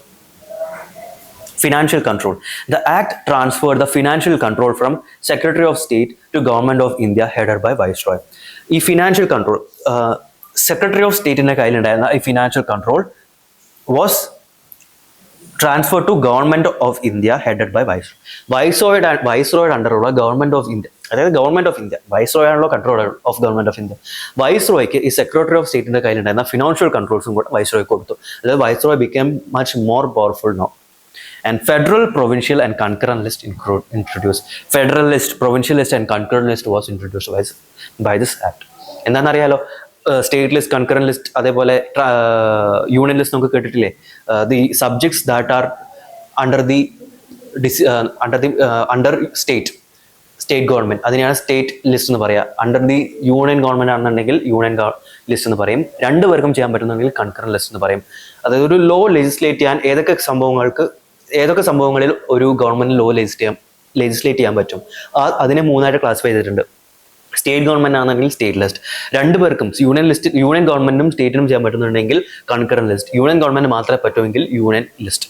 So അതേപോലെ തന്നെ ആ സമയത്ത് federal list, provincial list and concurrent list, അങ്ങനെ ഒരു 3 സംഭവങ്ങൾ. കൺകറന്റ് ലിസ്റ്റ് രണ്ടുപേർക്കും, federal government as well as provincial government ചെയ്യാൻ പറ്റുന്ന കാര്യങ്ങൾ. അത് പ്രൊവിൻഷ്യൽ എന്ന് പറയുമ്പോൾ ഇപ്പോൾ കാണുന്ന സ്റ്റേറ്റ് പോലെ അപ്പോൾ പ്രൊവിൻസസ്, മദ്രാസ് പ്രൊവിൻസ് അങ്ങനെ കേട്ടിട്ടുണ്ടല്ലോ, അവർക്ക് മാത്രം ചെയ്യാൻ പറ്റുന്ന കാര്യങ്ങൾ. ഫെഡറൽ എന്ന് പറയുമ്പോൾ സെൻട്രൽ ഗവൺമെന്റ്, ഫെഡറൽ ഗവൺമെന്റ് ചെയ്യാൻ പറ്റുന്ന കാര്യങ്ങൾ. ഓക്കെ, അത് കൊണ്ടുവന്നു. Establishment of bicameralism in 6 provinces. 6 provinces, selected 6 provinces bicameralism, 2 houses, ആ സംഭവം കൊണ്ടുവന്നിട്ടുണ്ടായിരുന്നു ഗവൺമെന്റ് ഓഫ് ഇന്ത്യ 1935 പ്രകാരം. And public service commissions, federal public service commissions for the services in central. സെൻട്രലിന് വേണ്ടി ഫെഡറൽ പബ്ലിക് സർവീസസ് കമ്മീഷൻ, അതുപോലെ പ്രൊവിൻസസിന് വേണ്ടി പ്രൊവിൻഷ്യൽ പബ്ലിക് സർവീസസ് കമ്മീഷൻ, അതുപോലെ joint public services commission. ഇത് 3 കൊണ്ടുവന്നു. ഇപ്പോഴും നമ്മുടെ കോൺസ്റ്റിറ്റ്യൂഷനിൽ ഇതുണ്ടല്ലോ, സെൻട്രൽ UPSC, അതുപോലെ state PSC, joint public service commission ഒക്കെ ഉണ്ടല്ലോ. അതേപോലെ തന്നെ പണ്ടും ഈ ഒരു public service commission government of India 1935 പ്രകാരമാണ് കൊണ്ടുവന്നിട്ടുള്ളത്. Reserve bank of India was established. വളരെ ഇമ്പോർട്ടൻ്റ് ആയിട്ട് ഒരു പോയിന്റ് ആണ്. Reserve bank of India was established as per the provisions of this act. ഈ ആക്ടിന്റെ പ്രൊവിഷൻസ് പ്രകാരമാണ് ഇന്ത്യയിൽ reserve bank of India establish ചെയ്തിട്ടുള്ളത്. ഫെഡറൽ കോർട്ട്, ഇപ്പൊ കാണുന്ന സുപ്രീം കോർട്ട് ഉണ്ടല്ലോ, അതിന്റെ ആദ്യത്തെ രൂപം, the predecessor of our present supreme court of India, അത് എസ്റ്റാബ്ലിഷ് ചെയ്തിട്ടുള്ളത് ഈ ഗവൺമെന്റ് ഓഫ് ഇന്ത്യ 1935 പ്രകാരമാണ്. അതിന് ഫെഡറൽ കോർട്ട് എന്നാണ് ആദ്യം വിളിച്ചുകൊണ്ടിരുന്നത്. അത് എസ്റ്റാബ്ലിഷ് ചെയ്തിട്ടുള്ളത് 1 October 1937 നമ്മുടെ ഇപ്പോൾ കാണുന്ന സുപ്രീം കോർട്ടിന്റെ ആദ്യത്തെ രൂപം എസ്റ്റാബ്ലിഷ് ചെയ്തിട്ടുള്ളത്. It was called as federal court back then. അതിനെ വീണ്ടും റീ എസ്റ്റാബ്ലിഷ് ചെയ്തിട്ടാണ് സുപ്രീം കോർട്ടായിട്ട് ഇപ്പോൾ 26 January 1950 നമ്മുടെ കോൺസ്റ്റിറ്റ്യൂഷൻ നിലവിൽ വന്ന സമയത്ത് സുപ്രീം കോർട്ടായിട്ട് വീണ്ടും റീ എസ്റ്റാബ്ലിഷ് ചെയ്തിട്ടുണ്ടായിരുന്നു. ആൻഡ് 28th നോട്ട് ചെയ്തോളതൊക്കെ വേണമെന്നുണ്ടെങ്കിൽ 28th January 1950 first sitting of supreme കോർട്ടൊക്കെ നടന്നിട്ടുള്ളത്. സോ ഈ സുപ്രീം കോർട്ടിന്റെ ഫസ്റ്റ് രൂപം വന്നിട്ടുള്ളത് ഫെഡറൽ കോർട്ടായിട്ടാണ് 1 October 1937 according to the provisions of government of India 1935. Okay. Council of India. The act abolished the Council of India established by the Act of 1858. 1858 പ്രകാരം create ചെയ്തിട്ടുള്ള council of India അത് abolish ചെയ്തു ഈ 1935 പ്രകാരം. The electorate was enlarged from 6.5 million to 30 million. 6.5 million eligible voters ഉള്ള സ്ഥാനത്ത് 30 million എന്നുള്ള അത്രയും ഇലക്ടറേറ്റ് enlarge ചെയ്തിട്ടുണ്ട്. Reservation of seats in the central legislature, 30 to 40% of seats would be filled by nominees of the rulers. റൂളേഴ്സിന്റെ nominees fill ചെയ്യാൻ വേണ്ടി 30 to 40% of seats were reserved. It was done to deprive the Congress to enjoy majority. കോൺഗ്രസിന്റെ ആ power, കോൺഗ്രസിനായിരുന്നല്ലോ കൂടുതൽ election നിന്ന സീറ്റൊക്കെ കിട്ടുന്നത്, ആ ഒരു സംഭവം കുറയ്ക്കാൻ വേണ്ടിയിട്ട് കുറച്ച് റിസർവേഷൻ എന്നുള്ള സിസ്റ്റമും കൊണ്ടുവന്നിട്ടുണ്ട്. Burma, this act separated Burma from India.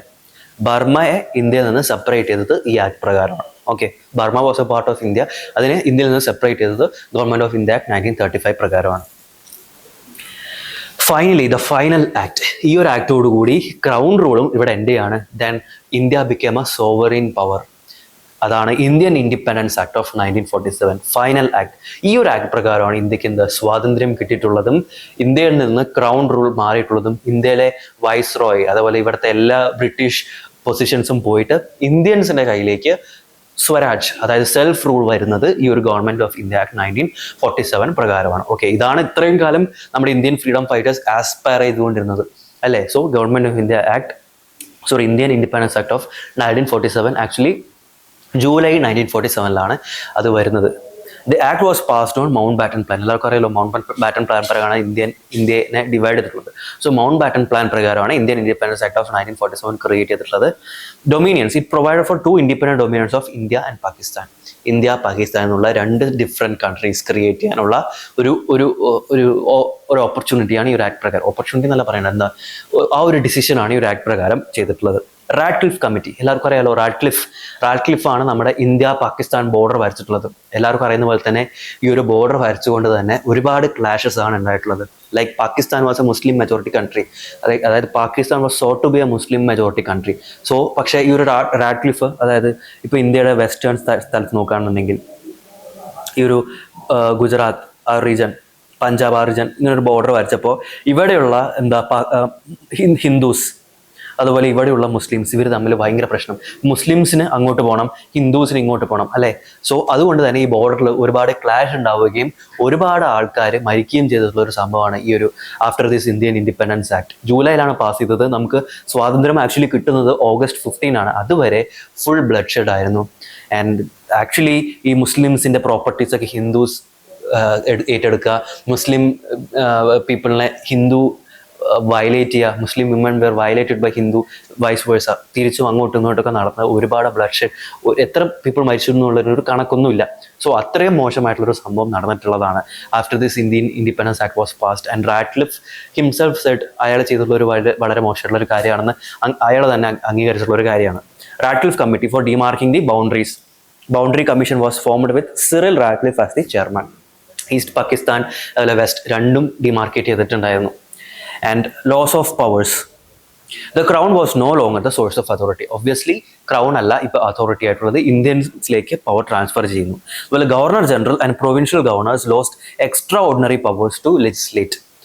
Governor general, provincial governor ഇവർക്കൊന്നും ലെജിസ്ലേറ്റ് ചെയ്യാനുള്ള പവേഴ്സൊക്കെ പോയി. പിന്നെ ആരാ ലെജിസ്ലേറ്റ് ചെയ്തിട്ടുള്ളത്? അത് ഞാൻ കുറച്ച് കഴിഞ്ഞ് പറയാം. അതുപോലെ the office of the secretary of state was abolished. Secretary of state എന്നുള്ളൊരു ഓഫീസും കൂടെ അബോളിഷ് ചെയ്തിട്ടുണ്ട്. The source of power, until the new constitution was frame, the act of 1935 would govern the centre and the provinces with necessary modification. പുതിയൊരു constitution ഉണ്ടാക്കുന്നത് വരെ government of India act 1935 പ്രകാരമാണ് ഇന്ത്യനെ rule ചെയ്യേണ്ടതെന്നാണ് പറഞ്ഞിട്ടുള്ളത്. 2 functions of constitution assembly, അതെന്താന്ന് പറഞ്ഞു കഴിഞ്ഞാൽ, അതായത് ഈ ഒരു ഇന്ത്യൻ ഇൻഡിപെൻഡൻസ് ആക്ട് ഓഫ് 1947 ശേഷം ബ്രിട്ടീഷ് ഇന്ത്യയിൽ നിന്ന് പോവുകയാണ് അല്ലേ. അതേപോലെ തന്നെ ഇത്രയും കാലം റൂൾ ചെയ്ത് ലോസ് ഒക്കെ ഉണ്ടാക്കിക്കൊണ്ടിരുന്നത് ഇവിടെ governor general, provincial governors and their കൗൺസിലാണ്. സോ ഇവരൊക്കെ ഈ സംഭവമൊക്കെ അബോളിഷ് ചെയ്ത് ഇവരൊക്കെ പോകുമ്പോൾ ആരിവിടെ ലോസ് ഉണ്ടാക്കും? അങ്ങനെ ഒരു കൺഫ്യൂഷൻ ഉണ്ടായിരുന്നു. ആരാണ് ഇന്ത്യക്ക് വേണ്ടി ലോസ് ഉണ്ടാക്കുന്നത്? ആക്ച്വലി ഇന്ത്യനെ ഗവേൺ ചെയ്യേണ്ടത് 1935 ആക്ട് പ്രകാരമാണ്. പക്ഷേ പുതിയ ലോസ് ഉണ്ടാക്കണമെങ്കിൽ ആർക്കാണ് പറ്റുക? സോ ആ ഒരു കൺഫ്യൂഷൻ ഒഴിവാക്കാൻ വേണ്ടിയിട്ട് എന്താണ് ഡിസിഷൻ എടുത്തതെന്ന് പറഞ്ഞാൽ, ഇയർ 1947 ആലോചിച്ച് നോക്കുക. 1946 നമ്മുടെ കോൺസ്റ്റിറ്റ്യൂഷൻ അസംബ്ലി എസ്റ്റാബ്ലിഷ് ആവുന്നത്. 6 December 1946 Indian constitution assembly establish ആവുന്നതും 9 ഡിസംബർ 1946 ഫസ്റ്റ് മീറ്റിംഗ് നടക്കുന്നതൊക്കെ നമുക്കറിയാം. So Indian independence act pass ചെയ്ത ശേഷം നമ്മുടെ കോൺസ്റ്റിറ്റ്യൂഷൻ അസംബ്ലിക്ക് 2 ഫങ്ഷൻസ് കൊടുക്കും. ഫസ്റ്റ് ഫങ്ഷനാണ് കോൺസ്റ്റിറ്റ്യൂഷൻ മേക്കിങ്ങിന് വേണ്ടി ആണ് നമ്മുടെ കോൺസ്റ്റിറ്റ്യൂഷൻ അസംബ്ലിനെ ക്രിയേറ്റ് ചെയ്തിട്ടുള്ളത്. So first function is constitution making and second function is law making. ആ ഒരു എക്സ്ട്രാ ഫങ്ഷനും കൂടെ കോൺസ്റ്റിറ്റ്യൂഷൻ അസംബ്ലി കൊടുത്തു. കാരണം പുതിയൊരു പാർലമെന്റിനെ എലക്ട് ചെയ്ത് ഫോം ചെയ്യാനുള്ള ഒരു ഓപ്പർച്യൂണിറ്റി ഫിനാൻഷ്യലി അതുപോലെ ലീഗലി അതുപോലെ ഒന്നും ഓപ്പർച്യൂണിറ്റി ഇല്ല. അതുകൊണ്ട് തന്നെ ഓൾറെഡി ഇൻഡയറക്ട്ലി എലക്റ്റഡ് ആയിട്ടുള്ള കോൺസ്റ്റിറ്റ്യൂഷൻ അസംബ്ലിക്ക് തന്നെ ഈ ലോ മേക്ക് ചെയ്യാനുള്ള ഒരു ഓപ്പർച്യൂണിറ്റി ഓൾസോ കൊടുത്തു. ആൻഡ് ഈ ലോ മേക്കിംഗ് ചെയ്യുന്ന സമയത്ത് അതിൻ്റെ ഹെഡായിട്ട് ആക്ട് ചെയ്തിട്ടുള്ളത് G.V. Mavlankar ആണ്. G.V. Mavlankar acted as chairman while this Constitution Assembly was framing laws. And constitution making സമയത്ത് ചെയർമാനായിട്ട് ആക്ട് ചെയ്തിട്ടുള്ളത് രാജേന്ദ്ര പ്രസാദ് ആണ്. ഈ ഒരു കാര്യം കൂടെ നോട്ട് ചെയ്യാം. സോ ഇൻഡിപെൻഡൻസ് ആക്ട് ഓഫ് 1947 ശേഷം ഇങ്ങനൊരു മാറ്റം കൂടെ ഉണ്ടായിട്ടുണ്ട്. ആൻഡ് 1952 നമ്മുടെ പാർലമെന്റ് ഒക്കെ എലക്ട് ചെയ്യുന്നത്, ലോക്സഭ രാജ്യസഭ ഒക്കെ എലക്ട് ചെയ്ത് ഫോം ചെയ്തത് 1952 കോൺസ്റ്റിറ്റ്യൂട്ട് ചെയ്യുന്നത്. അതുവരെയും ഈ കോൺസ്റ്റിറ്റ്യൂഷൻ അസംബ്ലിയാണ് ഒരു പ്രൊവിൻഷ്യൽ പാർലമെന്റ് ആയിട്ട് ആക്ട് ചെയ്തിട്ടുള്ളത് after this Indian independence act 1947. ഇതും ഒന്ന് നോട്ട് ചെയ്യാം. സോ നമ്മളുടെ എല്ലാ ആക്ടും കഴിഞ്ഞു. 1947 നമുക്ക് ഇൻഡിപെൻഡൻസ് കിട്ടുന്നത് വരെയുള്ള എല്ലാ ആക്ട്സും കഴിഞ്ഞു. ഇത് വളരെ വളരെ ഇമ്പോർട്ടൻ്റ് ആയിട്ടുള്ള ഒരു കോൺസെപ്റ്റ് ആയിരുന്നു, ഒരു ടോപ്പിക് ആയിരുന്നു. നമ്മുടെ എക്സാം നോക്കുമ്പോൾ ഡയറക്റ്റ് ആയിട്ടും ഇൻഡയറക്റ്റ് ആയിട്ടും ഇൻ ഡെപ്ത് ആയിട്ടും ഒരുപാട് ക്വസ്റ്റ്യൻസ് വരുന്ന ഒരു ഫീൽഡാണ് നമ്മൾ കവർ ചെയ്തത്. ഞാൻ ഈ PPT ഓൾമോസ്റ്റ് എല്ലാ പോയിന്റ്സും മാക്സിമം പോയിന്റ്സും പല സോഴ്സിലും കവർ ചെയ്ത് കൊടുത്തിട്ടുണ്ട്. It will be very beneficial to you നല്ല രീതിയിൽ പഠിക്കുകയാണെന്നുണ്ടെങ്കിൽ. ഇനി നമ്മുടെ ഒരു നെക്സ്റ്റ് ചെറിയൊരു ടോപ്പിക് കൂടി ഉണ്ട്, അതാണ് റിപ്പോർട്ട്സ്. ഓക്കെ, ബ്രിട്ടീഷ് കാലത്ത് കൊണ്ടുവന്നിട്ടുള്ള ഒരുപാട് റിപ്പോർട്ട്സ് ഉണ്ട്. ആ റിപ്പോർട്ട്സ് പ്രകാരം ഇന്ത്യനെ റിഫൈൻ ചെയ്യാനും ഇന്ത്യയുടെ അവസ്ഥ കുറച്ചുകൂടെ ബെറ്റർ ആക്കാനും വേണ്ടി ആക്ച്വലി ബ്രിട്ടീഷ് നോക്കിയിട്ടുണ്ടായിരുന്നു. ആക്ച്വലി അത് നടന്നിട്ടുണ്ടോ എന്ന് ചോദിച്ചു കഴിഞ്ഞാൽ ആക്ച്വലി അത് നടന്നിട്ടില്ല. എന്നാലും ലിറ്ററലി നടന്നിട്ടില്ല, പക്ഷേ എന്നാലും കുറച്ച് എഫേർട്സ് ഒക്കെ ബ്രിട്ടീഷ് ആയിട്ടുണ്ടായിരുന്നു. ഒരുപാട് കമ്മിറ്റീസിന് അപ്പോയിന്റ് ചെയ്തിട്ടുണ്ടായിരുന്നു. അതിൻ്റെയൊക്കെ റിപ്പോർട്ട്സ് വന്നിട്ടുണ്ടായിരുന്നു. അങ്ങനെ എക്സാം പോയിന്റ് ഓഫ് വ്യൂവിൽ ഇമ്പോർട്ടൻ്റ് ആയിട്ടുള്ള കുറച്ച് റിപ്പോർട്ട്സ് ആണ് നമ്മളിപ്പോൾ ഇവിടെ ഡിസ്കസ് ചെയ്യാൻ പോകുന്നത്. Okay, so reports. Next topic is reports. So first report എല്ലാവരും കേട്ടിട്ടുള്ള വളരെ വളരെ ഫേമസ് ആയിട്ടുള്ള ഒരു റിപ്പോർട്ടാണ് വുഡ്സ് ഡിസ്പാച്ച് 1854. വുഡ്സ് ഡിസ്പാച്ച് എല്ലാവരും കേട്ടിട്ടുണ്ടാവും. ഇതിനെ കുറിച്ചാണെന്ന് പറയാലോ, എഡ്യൂക്കേഷൻ റിലേറ്റഡ് ആണ് വുഡ്സ് ഡിസ്പാച്ച് 1854 എന്ന് പറയും. അതെന്താണെന്ന് വളരെ ഡീറ്റെയിൽ ആയിട്ട് നമുക്ക് നോക്കാം. So according to the recommendations of Wood's dispatch, it was declared that the aim of government's policy was promotion of Western education. ഇന്ത്യയിൽ ആ കാലത്ത് 2 types ഓഫ് എഡ്യൂക്കേഷൻ ആണ് ഉണ്ടായിരുന്നത്. വെസ്റ്റേൺ എഡ്യൂക്കേഷൻ വലിയ രീതിയിൽ ഉണ്ടായിരുന്നില്ല, ട്രഡീഷണൽ എഡ്യൂക്കേഷൻ ഒക്കെ ആയിരുന്നു ഉണ്ടായിരുന്നത്. അത് മാറ്റിയിട്ട് ഒരു വെസ്റ്റേൺ എഡ്യൂക്കേഷൻ എന്നുള്ള സിസ്റ്റം കൊണ്ടുവരണം എന്നാണ് ഈ വുഡ്സ് ഡിസ്പാച്ച് 1854 പ്രകാരം എയിം ചെയ്തിട്ടുള്ളത്. വെസ്റ്റേൺ എഡ്യൂക്കേഷൻ സിസ്റ്റം പ്രൊമോട്ട് ചെയ്യാനാണ് വുഡ്സ് ഡിസ്പാച്ച് എയിം ചെയ്തിട്ടുള്ളത്. It emphasised on the education of art. ഇതൊക്കെ വളരെ ഇമ്പോർട്ടൻ്റ് ആയിട്ട് നോട്ട് ചെയ്യേണ്ടതാണ്, ഫാക്ച്വൽ കണ്ടന്റ് ആണ്. ആർട്ട്, സയൻസ്, ഫിലോസഫി, അതുപോലെ ലിറ്ററേച്ചർ ഓഫ് യൂറോപ്പ്, ഇതിന് കൂടുതൽ ഇമ്പോർട്ടൻസ് കൊടുത്തിട്ടുള്ള ഒരു എഡ്യൂക്കേഷൻ സിസ്റ്റം ഡെവലപ്പ് ചെയ്യണം എന്നാണ് വുഡ്സ് ഡിസ്പാച്ച് 1854 പ്രകാരം പറഞ്ഞിട്ടുള്ളത്. And according to dispatch, for higher education the chief medium of instruction would be English. English ആയിരിക്കണം മീഡിയം ഓഫ് ലാംഗ്വേജ് എന്നാണ്. ഇത് പല രീതിയിൽ ചോദിക്കാം. The medium of language should be vernacular, അങ്ങനെ ഒരു സ്റ്റേറ്റ്മെന്റ് തരാം. അങ്ങനെയല്ല, medium of language should be English എന്നാണ് വുഡ് ഡിസ്പാച്ച് പ്രകാരം പറഞ്ഞിട്ടുള്ളത്. However, the significance of vernacular language was no less emphasized, as Wood believed that through the mediums of vernacular language, European knowledge could reach to the masses. അതായത് വെർനാക്കുലർ languages completely abolish ചെയ്യണം ഒന്നും അല്ല പറഞ്ഞിട്ടുള്ളത്. English ആയിരിക്കണം medium of language, but vernacular language can be also used. എന്തിനാ? European ideologies ഒക്കെ ഇന്ത്യയിലേക്ക് spread ചെയ്യാൻ ആക്ച്വലി ഇംഗ്ലീഷ് കൊണ്ട് വിചാരിച്ചാൽ പറ്റില്ല, ഇവിടുത്തെ കോമൺ ലാംഗ്വേജ് കൊണ്ട് വിചാരിച്ചാലേ പറ്റുള്ളൂ. സോ ഇവിടുത്തെ നേറ്റീവ് ലാംഗ്വേജിലൂടെ യൂറോപ്യൻ ഐഡിയോളജീസ് ഒക്കെ ഇന്ത്യയിൽ സ്പ്രെഡ് ചെയ്യാൻ പറ്റും. അതിന് വെർനാക്കുലർ ലാംഗ്വേജ് ആക്ച്വലി ഹെൽപ്പ് ചെയ്യും എന്നുള്ളൊരു ഐഡിയോളജി ഉണ്ടായിരുന്നു. സോ വുഡ് ഡിസ്പാച്ച് വെർനാക്കുലർ ലാംഗ്വേജിന്റെ ആ ഒരു യൂസ് ആക്ച്വലി അക്നോളജ് ചെയ്തിട്ടുണ്ട് എന്നുള്ള കാര്യം. കംപ്ലീറ്റ്ലി ഈ ഒരു വെർനാക്കുലർ ലാംഗ്വേജിനെ മീൻസ് വേണ്ട എന്ന് വെച്ചിട്ടില്ല. ഇംഗ്ലീഷ് ആണ് medium, but vernacular language was also used. Further, Wood's dispatch recommended a system of grants in aid to encourage and foster the private enterprise in the field of education. Private enterprisesലേക്ക് grants in aid കൊടുത്തിട്ട്, അതായത് British ഗവൺമെന്റിന്റെ മാത്രം duty അല്ല education spread ചെയ്യുക എന്നുള്ളത്, ഒപ്പം തന്നെ private എന്റർപ്രൈസസിനും ഈ ഒരു എഡ്യൂക്കേഷൻ ഫീൽഡിൽ കൂടുതൽ പാർട്ടിസിപ്പേറ്റ് ചെയ്യാനുള്ള ഒരു ഓപ്പർച്യൂണിറ്റി കൊടുക്കാം എന്നുള്ളൊരു ഡിസിഷനും എടുത്തിട്ടുണ്ട്. Okay, next one, Hunter education commission 1882. ഈ വുഡ്സ് ഡിസ്പാച്ച് റെക്കമെൻഡ് ചെയ്തിട്ടുള്ള പല റെക്കമെൻഡേഷൻസും ആക്ച്വലി നടപ്പിലാക്കിയിട്ടില്ല. സോ അതിനെക്കുറിച്ച് എൻക്വയർ ചെയ്യാൻ വേണ്ടി വന്നിട്ടുള്ള ഒരു കമ്മീഷനാണ് ഹണ്ടർ എഡ്യൂക്കേഷൻ കമ്മീഷൻ 1882. ഇവരുടെ റിപ്പോർട്ടും വളരെ ഇമ്പോർട്ടൻ്റ് ആണ്. This was to look into the compliance of the non implementation of the Wood's dispatch of 1854, the contemporary status of elementary education in British territories, and suggests means by which it can be extended and improved. Okay, Wood's ഡിസ്പാച്ചിന്റെ recommendations എത്രത്തോളം implement ചെയ്തിട്ടുണ്ട്, എങ്ങനെയൊക്കെയാണ് അതിനെ implement ചെയ്യേണ്ടത്, എന്തൊക്കെ മാറ്റങ്ങൾ വരുത്തേണ്ടതാണെന്നുള്ള കാര്യങ്ങളൊക്കെ അന്വേഷിക്കാൻ വേണ്ടി വന്നതാണ് Hunter education commission. It recommended 2 types of education arrangements.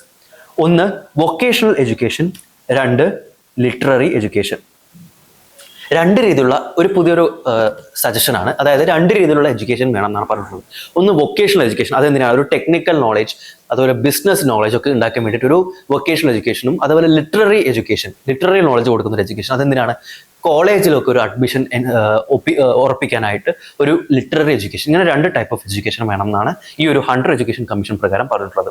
ഇതിന്റെ ഇയർ ഒക്കെ നോക്കുക 1882 ഒക്കെയാണ്, അതൊക്കെ ഒന്ന് നോട്ട് ചെയ്യണം. And it welcomed private education similar to Wood's dispatch. ഇതും പ്രൈവറ്റ് എഫേർട്സിനെ എൻകറേജ് ചെയ്തിട്ടുണ്ടായിരുന്നു. Next one is railway commission 1902 railway commission. അതൊന്ന് നോക്കാം. This objective was to inquire into the condition and prospects of universities. ഇത് actually യൂണിവേഴ്സിറ്റീസിനെ കുറിച്ച് പഠിക്കാൻ വേണ്ടിയിട്ട് വന്നൊരു കമ്മീഷനാണ് in the railway commission of 1902. യൂണിവേഴ്സിറ്റീസിന്റെ കണ്ടീഷനെ കുറിച്ച് പഠിക്കാൻ and to recommend proposals for improving their constitution and working. യൂണിവേഴ്സിറ്റീസിന്റെ constitution working ഇതെല്ലാം ഇംപ്രൂവ് ചെയ്യാൻ വേണ്ടി എൻക്വയർ ചെയ്യാൻ വേണ്ടി വന്ന ഒരു കമ്മീഷനാണ് railway commission. As a result of the report of the commission, the Indian universities act was passed in very very important. Indian universities act 1904 pass ചെയ്തത് ഈ കമ്മീഷന്റെ റിപ്പോർട്ട് പ്രകാരമാണ്. The commission resulted in the following changes. Universities were empowered to appoint their own staff, including teaching staff. അതുപോലെ staff ഒക്കെ യൂണിവേഴ്സിറ്റീസിന് സ്വന്തമായിട്ട് appoint ചെയ്യാം എന്നുള്ളൊരു കാര്യമാണ് പറഞ്ഞിട്ടുള്ളത്. ഇതൊക്കെ ഓരോ സ്റ്റേറ്റ്മെന്റ് ആയിട്ട് വരാൻ കേപ്പബിൾ ആയിട്ടുള്ള സ്റ്റേറ്റ്മെന്റ്സ് ആണ്. The Governor General was now empowered to decide a university's territorial limits. ഒരു യൂണിവേഴ്സിറ്റിയുടെ ടെറിട്ടോറിയൽ ലിമിറ്റ്സ് ഒക്കെ തീരുമാനിക്കാൻ ഗവർണർ ജനറലിന് സാധിക്കും. ഓൾസോ അഫിലിയേഷൻ ബിറ്റ്വീൻ യൂണിവേഴ്സിറ്റീസിനെ അഫിലിയേറ്റ് ചെയ്യാനുള്ള പവർ ആരുടെയിലാണ്? ഗവർണർ ജനറലിലാണ്.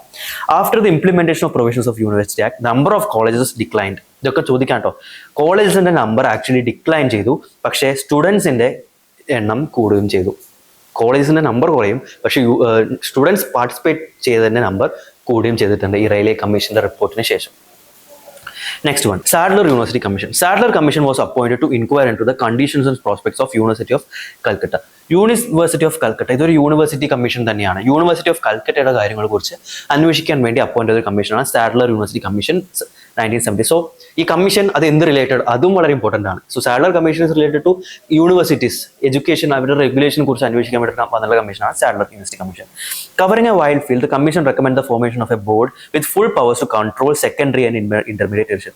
ഒരു ബോർഡ് ഫോം ചെയ്യാനാണ് ഈ ഒരു കമ്മീഷൻ റിപ്പോർട്ട് പ്രകാരം പറഞ്ഞിട്ടുള്ളത്. എന്തിനാണ്? സെക്കൻഡറി ഇന്റർമീഡിയറ്റ് എഡ്യൂക്കേഷനൊക്കെ കൺട്രോൾ ചെയ്യാൻ വേണ്ടി ഒരു ബോർഡ് എസ്റ്റാബ്ലിഷ് ചെയ്യണമെന്ന് പറഞ്ഞിട്ടുണ്ടായിരുന്നു.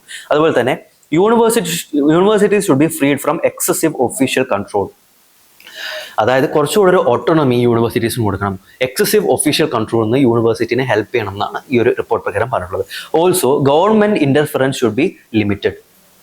ഗവൺമെന്റിന്റെ ഇന്റർഫറൻസ് കുറയ്ക്കണം ഈ യൂണിവേഴ്സിറ്റി. അത് കുറച്ചുകൂടെ യൂണിവേഴ്സിറ്റീസ് ഒക്കെ കുറച്ചുകൂടെ ഓട്ടോണോമസ് ആവണം. അതായത് മീൻസ് ഒരു കുറച്ചുകൂടെ ഓട്ടോണമി ഈ യൂണിവേഴ്സിറ്റീസിന് കൊടുക്കണം എന്നാണ് ഈ ഒരു റിപ്പോർട്ട് പ്രകാരം പറഞ്ഞിട്ടുള്ളത്. Next one is Hartog committee 1929. ഇതും എഡ്യൂക്കേഷൻ റിലേറ്റഡ് ആണ്. അതാണ് ഫസ്റ്റ് പോയിന്റ് നോട്ട് ചെയ്യേണ്ടത്. ഒരു കമ്മിറ്റി കാണുമ്പോൾ അത് ഏത് റിലേറ്റഡ്, അതിന്റെ ഇയർ അത് ആദ്യം പഠിച്ചു വെക്കുക. So this committee was appointed to survey the growth of education in British India. It devoted far more attention to mass education. Mass education ആണ് ഇതിന് കൂടുതൽ പ്രയോറിറ്റി കൊടുത്തിട്ടുള്ളത് than secondary and university education. Mass എഡ്യൂക്കേഷന് വേണ്ടിയിട്ടാണ് ഇത് കൂടുതൽ, ഇതാണ് keyword, mass education ആണ് ഇത് പ്രൊമോട്ട് ചെയ്തിട്ടുള്ളത്. The committee was not satisfied with the scanty growth of literacy. ഇന്ത്യയിൽ ഉണ്ടായിട്ടുള്ള ലിറ്ററസി റേറ്റ് വളരെ പൂർ ആണെന്നാണ് ഈ ഒരു കമ്മീഷൻ റിപ്പോർട്ട് പ്രകാരം പറഞ്ഞിട്ടുള്ളത്.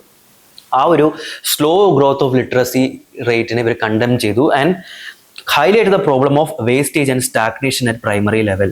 അതായത് തീരെ ലിറ്ററസി കുറവാണെന്നുള്ളതും പ്രൈമറി ലെവലിൽ തന്നെ കുട്ടികൾ വേസ്റ്റേജ്, സ്റ്റാഗ്നേഷൻ, വളരെ നല്ല രീതിയിലുള്ള ലിറ്ററസി ഇംപ്രൂവ്മെന്റ് ഒന്നും ഉണ്ടാവുന്നില്ല എന്നുള്ളൊരു കാര്യമാണ് ഇവർ റിപ്പോർട്ട് ചെയ്തിട്ടുള്ളത്. അതിനെ റെക്കമെൻഡേഷൻ എന്താണെന്ന് വെച്ച് കഴിഞ്ഞാൽ മൾട്ടിപ്ലിക്കേഷൻ ഓഫ് സ്കൂൾസ് മൾട്ടിപ്ലൈ ചെയ്യണം, ഒരുപാട് സ്കൂൾസ് ക്രിയേറ്റ് ചെയ്യണം. അതുപോലെ തന്നെ പ്രൈമറി കോഴ്സിനെ 4 years ആക്കിയിട്ട് ഫിക്സ് ചെയ്യണം എന്നുള്ള രീതിയിലുമാണ് ഒരു റെക്കമെൻഡേഷൻ വന്നിട്ടുള്ളത്. അതാണ് ഹാർട്ടോഗ് കമ്മിറ്റി. ഓൾസോ വേറെ റെക്കമെൻഡേഷൻ എന്താണെന്ന് പറഞ്ഞാൽ improvement in quality, training, status, pay, service to teachers. ടീച്ചേഴ്സിനൊരു മോട്ടിവേഷൻ എന്നുള്ള രീതിയിൽ ടീച്ചേഴ്സിന്റെ ക്വാളിറ്റി, പേ ഇതൊക്കെ കൂട്ടണം, എന്നാലേ ടീച്ചേഴ്സ് മോട്ടിവേറ്റഡ് ആവുള്ളൂ എഡ്യൂക്കേഷൻ അല്ലേ. സോ അതും റെക്കമെൻഡ് ചെയ്തിട്ടുണ്ടായിരുന്നു. Relating to the curricula and methods of teaching, the conditions of village in which children live and read. The conditions of village in which children live, അതും improve ചെയ്യണം. നല്ലൊരു social responsibility പോലെ. Relating to the curricular methods of teaching to the, അതായത് ഈ committee curriculum methods ഇതും related ആണെങ്കിലും conditions of village in which children live and leave, വില്ലേജിന്റെ conditions, കുട്ടികളുള്ള വില്ലേജിന്റെ കണ്ടീഷൻസും ബെറ്റർ ചെയ്യണം എന്നും കൂടെ ഈ ഒരു കമ്മീഷന്റെ റിപ്പോർട്ട് പ്രകാരം പറയുന്നുണ്ട്. Adjustment of school hours and holidays to seasonal and local requirements. School hours, holidays ഇതൊക്കെ എന്താണ് ഓരോ ലൊക്കാലിറ്റി ബേസ് ചെയ്തിട്ട് ചേഞ്ച് വരുത്തണം.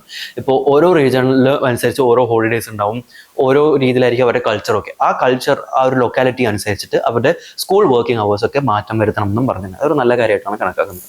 അതുപോലെ തന്നെ ഗവൺമെന്റ് ഇൻസ്പെക്ഷൻ സ്റ്റാഫും കൂടണം. ഈ സ്കൂൾസിലൊക്കെ ഗവൺമെന്റ് ഇൻസ്പെക്ഷൻ വേണം. And number of staffs should also be increased. ആ ഇൻസ്പെക്ഷൻ അതായത് എന്താ ഇവിടെ കാണുന്നത്, ഒരു ക്വാളിറ്റി ഓഫ് എഡ്യൂക്കേഷൻ ഇംപ്രൂവ് ചെയ്യാൻ വേണ്ടിയിട്ടാണ് ഈ ഒരു കമ്മിറ്റി റെക്കമെൻഡേഷൻസ് ചെയ്തിട്ടുള്ളത്. So next one, Sargent Plan 1944. The objective of the plan was to create in India, in a period of not less than 40 years, the same standard of education attainments as had already been admitted in England. England അതായത് ഒരു superior ഒരു വിചാരമാണ് actually ഈ ബ്രിട്ടീഷിനുള്ളത്. അവരുടെ നാട്ടിലെ education എന്ന് പറഞ്ഞാൽ വളരെ superior ആണെന്നാണ് ഇവരുടെ അഭിപ്രായം. സോ അവരുടെ നാട്ടിലെ പോലെ തന്നെ ഒരു സുപ്പീരിയർ ആയിട്ടുള്ള എഡ്യൂക്കേഷൻ, ഒരു ക്വാളിറ്റി എഡ്യൂക്കേഷൻ ഇന്ത്യയിൽ 40 ഇയേഴ്സിനുള്ളിൽ, ലെസ് ദാൻ 40 ഇയേഴ്സിനുള്ളിൽ ഇന്ത്യയിൽ ക്രിയേറ്റ് ചെയ്യണം എന്നാണ് ഈ സർജൻ പ്ലാൻ 1944 പ്രകാരം പറഞ്ഞിട്ടുള്ളത്. Okay, it provided four pre primary education between 3 to 6 years.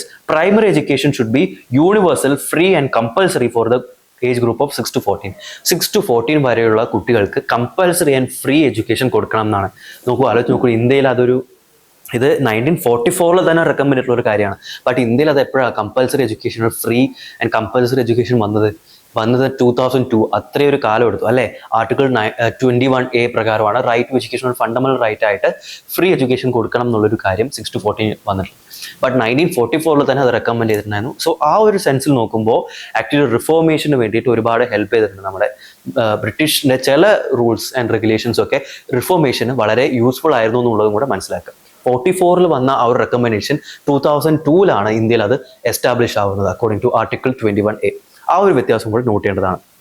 And high school education should on no account be considered simply as preliminary to universal education but as a stage complete in itself. അതായത് high school education എന്നുള്ളത് ഒരു particular stage ആയിട്ട് തന്നെ കണക്കാക്കണം. അതിനൊരു importance കൊടുത്തിട്ട് അതിനെയും ഒരു ഇമ്പോർട്ടൻറ്റ് സ്റ്റേജ് ആയിട്ട് കണക്കാക്കണം എന്ന് ഈ ഒരു റിപ്പോർട്ട് പ്രകാരമാണ് പറഞ്ഞിട്ടുള്ളത്. And the proposed high schools should be of two main types, academic and technical. Academic high schools as well as technical high schools should be there. It raised the standard of university education. University education എന്താണ് standard കൂട്ടി ഇത്. And it also proposed for adult education to make every possible member of a state an effective and efficient citizen. Very very important point. Adult education എന്നുള്ള കാര്യത്തിൽ ഒരു focus ചെയ്തിട്ടുണ്ട്. അതായത് എല്ലാ അഡൾട്ട്സിനും ഒരു റെസ്പോൺസിബിൾ സിറ്റിസൺ ആക്കി മാറ്റാനുള്ള കുറച്ച് കാര്യങ്ങൾ ചെയ്യാൻ വേണ്ടിയിട്ടുള്ള കുറച്ച് നടപടികളും ഈ ഒരു റിപ്പോർട്ട് പ്രകാരം കൊണ്ടുവന്നിട്ടുണ്ട്. The surgeon reports assumes that one teacher will be required for every 30 people in junior schools and 25 pupils in senior basic schools and 20 people in high school. അതായത് ടീച്ചർ സ്റ്റുഡൻറ് റേഷ്യോ അതും വളരെ വ്യക്തമായിട്ട് പറഞ്ഞിട്ടുണ്ട് ഈ ഒരു report പ്രകാരം.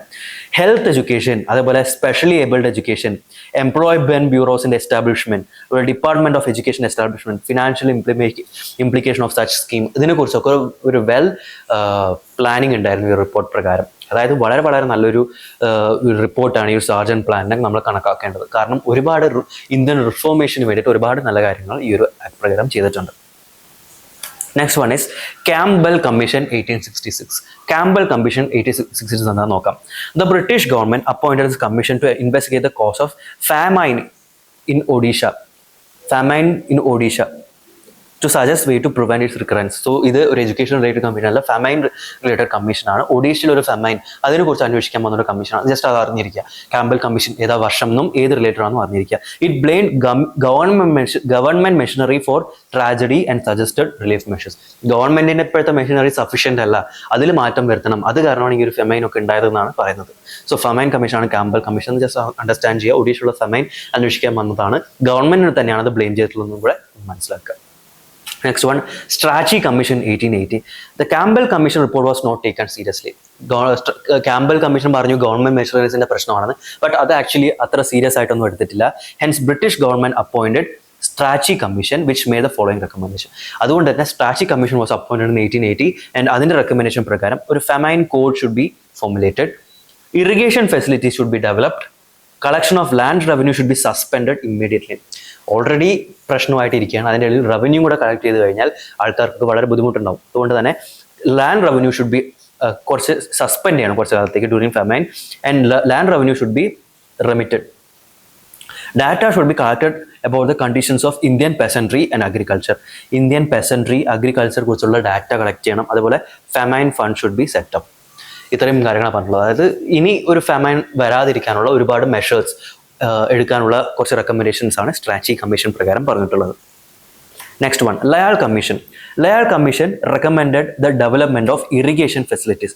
Irrigation facilities recommend ചെയ്യാൻ വേണ്ടി കൊണ്ടുവന്ന കമ്മീഷനാണ് ലയാൾ കമ്മീഷൻ 1886 വന്നിട്ടുള്ളത്. ജസ്റ്റ് ചില കമ്മീഷൻ ഇൻഡെപ്ത് ആയിട്ട് നോക്കണം, ചില കമ്മീഷൻസ് എന്ത് റിലേറ്റഡ് ആണെന്ന് മാത്രം അറിഞ്ഞാൽ മതി. സോ ഇത് ജസ്റ്റ് ഇറിഗേഷൻ ഫെസിലിറ്റീസ് റിലേറ്റഡ് ആയിട്ടുള്ള ഒരു കമ്മീഷനാണ് ലയൽ കമ്മീഷൻ എന്ന് അറിയാം.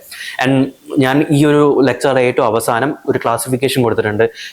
Commissions related to education, commissions related to famine, commission related to civil services എന്നൊക്കെ പറഞ്ഞിട്ട് ഒരു ക്ലാസിഫിക്കേഷൻ കൊടുത്തിട്ടുണ്ട്. അത് ജസ്റ്റ് ഫാക്ച്വൽ കാണാൻ ഒരു കമ്മീഷൻ, അത് ഏത് റിലേറ്റഡ്, ഏത് വർഷം അങ്ങനെയും കൊടുത്തിട്ടുണ്ട്.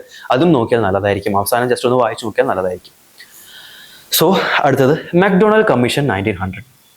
This was set up to re-evaluate and recommend changes in report of the previous commission based on the findings of recent famine.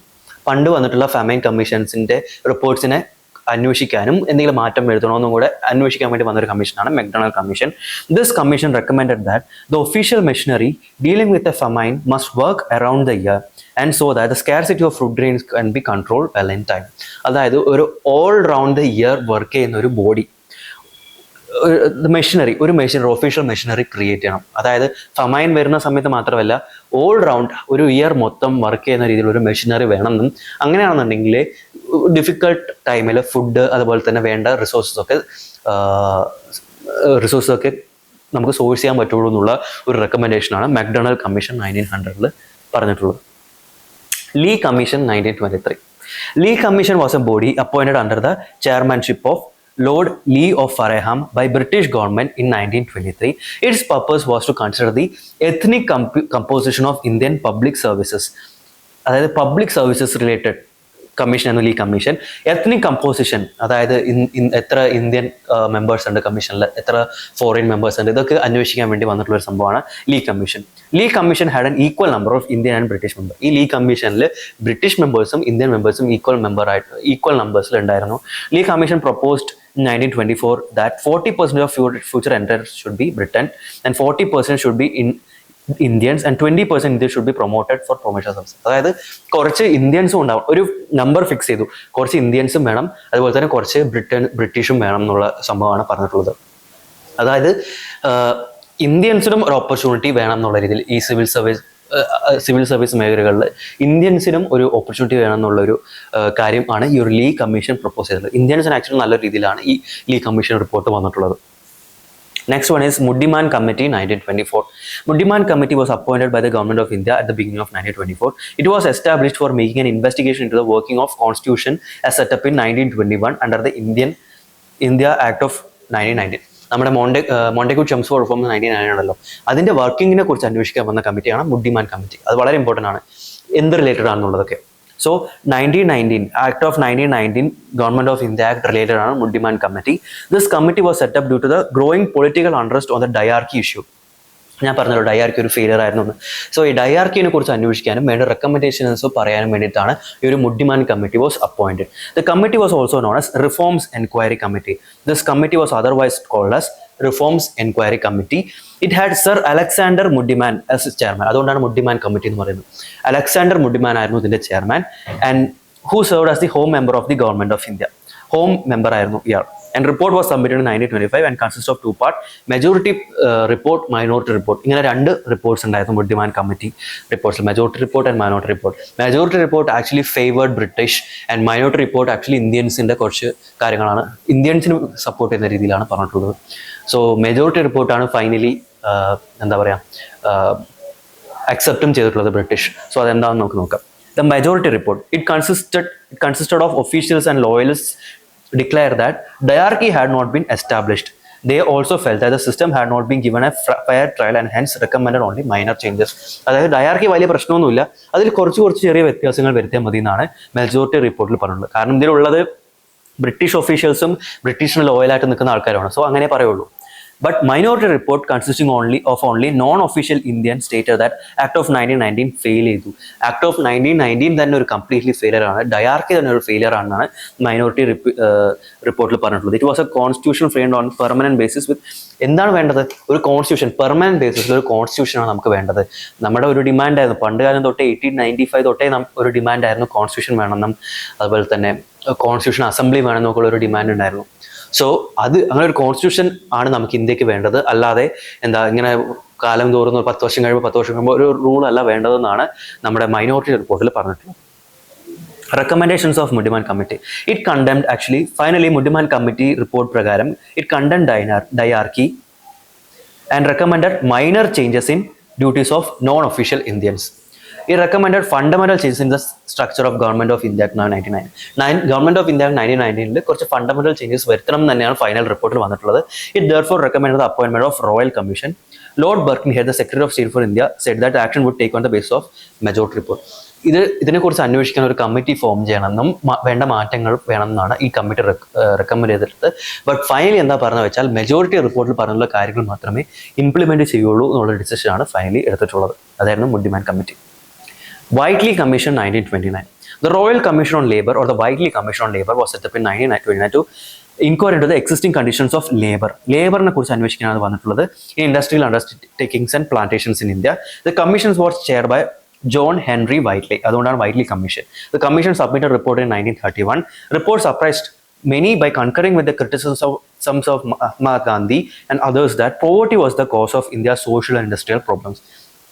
അതായത് ഇന്ത്യക്കാർ എത്രയും കാലം പറഞ്ഞുകൊണ്ടിരുന്ന കാര്യം തന്നെയാണ് വൈറ്റ്ലി കമ്മീഷൻ റിപ്പോർട്ട് പ്രകാരം പറഞ്ഞിട്ടുള്ളത്. അതായത് ഇന്ത്യയിലെ പോവർട്ടിയാണ് ഇന്ത്യയുടെ ഏറ്റവും വലിയ പ്രശ്നം എന്ന് പറഞ്ഞത് വൈറ്റ്ലി കമ്മീഷനാണ്. It was also critical of British employees rule in perpetuating problem. British എംപ്ലോയീസിന്റെ പ്രശ്നങ്ങൾ കയ്യിലിരിപ്പ് കൊണ്ടാണ് ഇന്ത്യയിൽ ഇത്രയും പ്രശ്നം ഉണ്ടായിട്ടുള്ളതെന്നാണ് വൈറ്റ്ലി കമ്മീഷൻ പറഞ്ഞിട്ടുള്ളത്. അതായത് ഇന്ത്യക്കാർ പറഞ്ഞുകൊണ്ടിരുന്ന കാര്യം തന്നെയാണ് വൈറ്റ്ലി കമ്മീഷൻ പറഞ്ഞത്. ഇന്ത്യയിലെ പോവർട്ടിയാണ് എല്ലാത്തിനും പ്രശ്നം. ആൻഡ് ഇന്ത്യയിൽ ഉള്ള ബ്രിട്ടീഷ് എംപ്ലോയേഴ്സ് ആണ് ഇന്ത്യയുടെ ഇത്രയും പ്രശ്നം വേഴ്സൺ ആവാൻ കാരണം എന്ന് കൂടെയാണ് പറഞ്ഞിട്ടുള്ളത്. Linlithgow commission related to agriculture, അത് മാത്രം ജസ്റ്റ് നോക്കി വെക്കുക. Linlithgow commission is related to agriculture. So ഞാൻ എല്ലാ കമ്മീഷനും ഡീറ്റെയിൽഡ് ആയിട്ട് ഡിസ്കസ് ചെയ്ത് കഴിഞ്ഞു. ഇനി ഞാൻ കുറച്ച് ടേബിൾ കൊടുത്തിട്ടുണ്ട്. അതായത് ഒരു പർട്ടിക്കുലർ ഹെഡിങ്, അതിന് അണ്ടറിൽ വരുന്ന ഓരോ കമ്മീഷൻ അങ്ങനെയും അറിഞ്ഞിരിക്കണം. ലൈക്ക് ഒരു കമ്മീഷൻ തന്നിട്ട് അത് ഏത് റിലേറ്റഡ് ആണെന്നും ചോദിക്കാമല്ലോ. സോ ഒരു പർട്ടിക്കുലർ ഹെഡിങ്, അതിൽ അണ്ടറിൽ വരുന്ന കമ്മീഷൻ, അത് ഏത് വർഷമാണ് ഫോം ചെയ്തിട്ടുള്ളത്, ആ സമയത്ത് അതിൻ്റെ ചെയർമാൻ ആരായിരുന്നു, അതിൻ്റെ ഒബ്ജക്റ്റീവ് എന്താണ്, അത് ആ സമയത്ത് ഗവർണർ ജനറൽ ആരായിരുന്നു, ഈ കാര്യങ്ങളൊക്കെയാണ് ഇതിലുള്ളത്. So first one civil services, police and army commissions. അതിൽ വരുന്നതാണ് എച്ച്സൺ കമ്മീഷൻ 1886. അതിൻ്റെ ചെയർമാൻ ചാൾസ് എച്ച്സൺ. ലോർഡ് ഡഫറിൻ്റെ സമയത്താണ്. അതെന്താ, civil service, involve more Indians in civil service,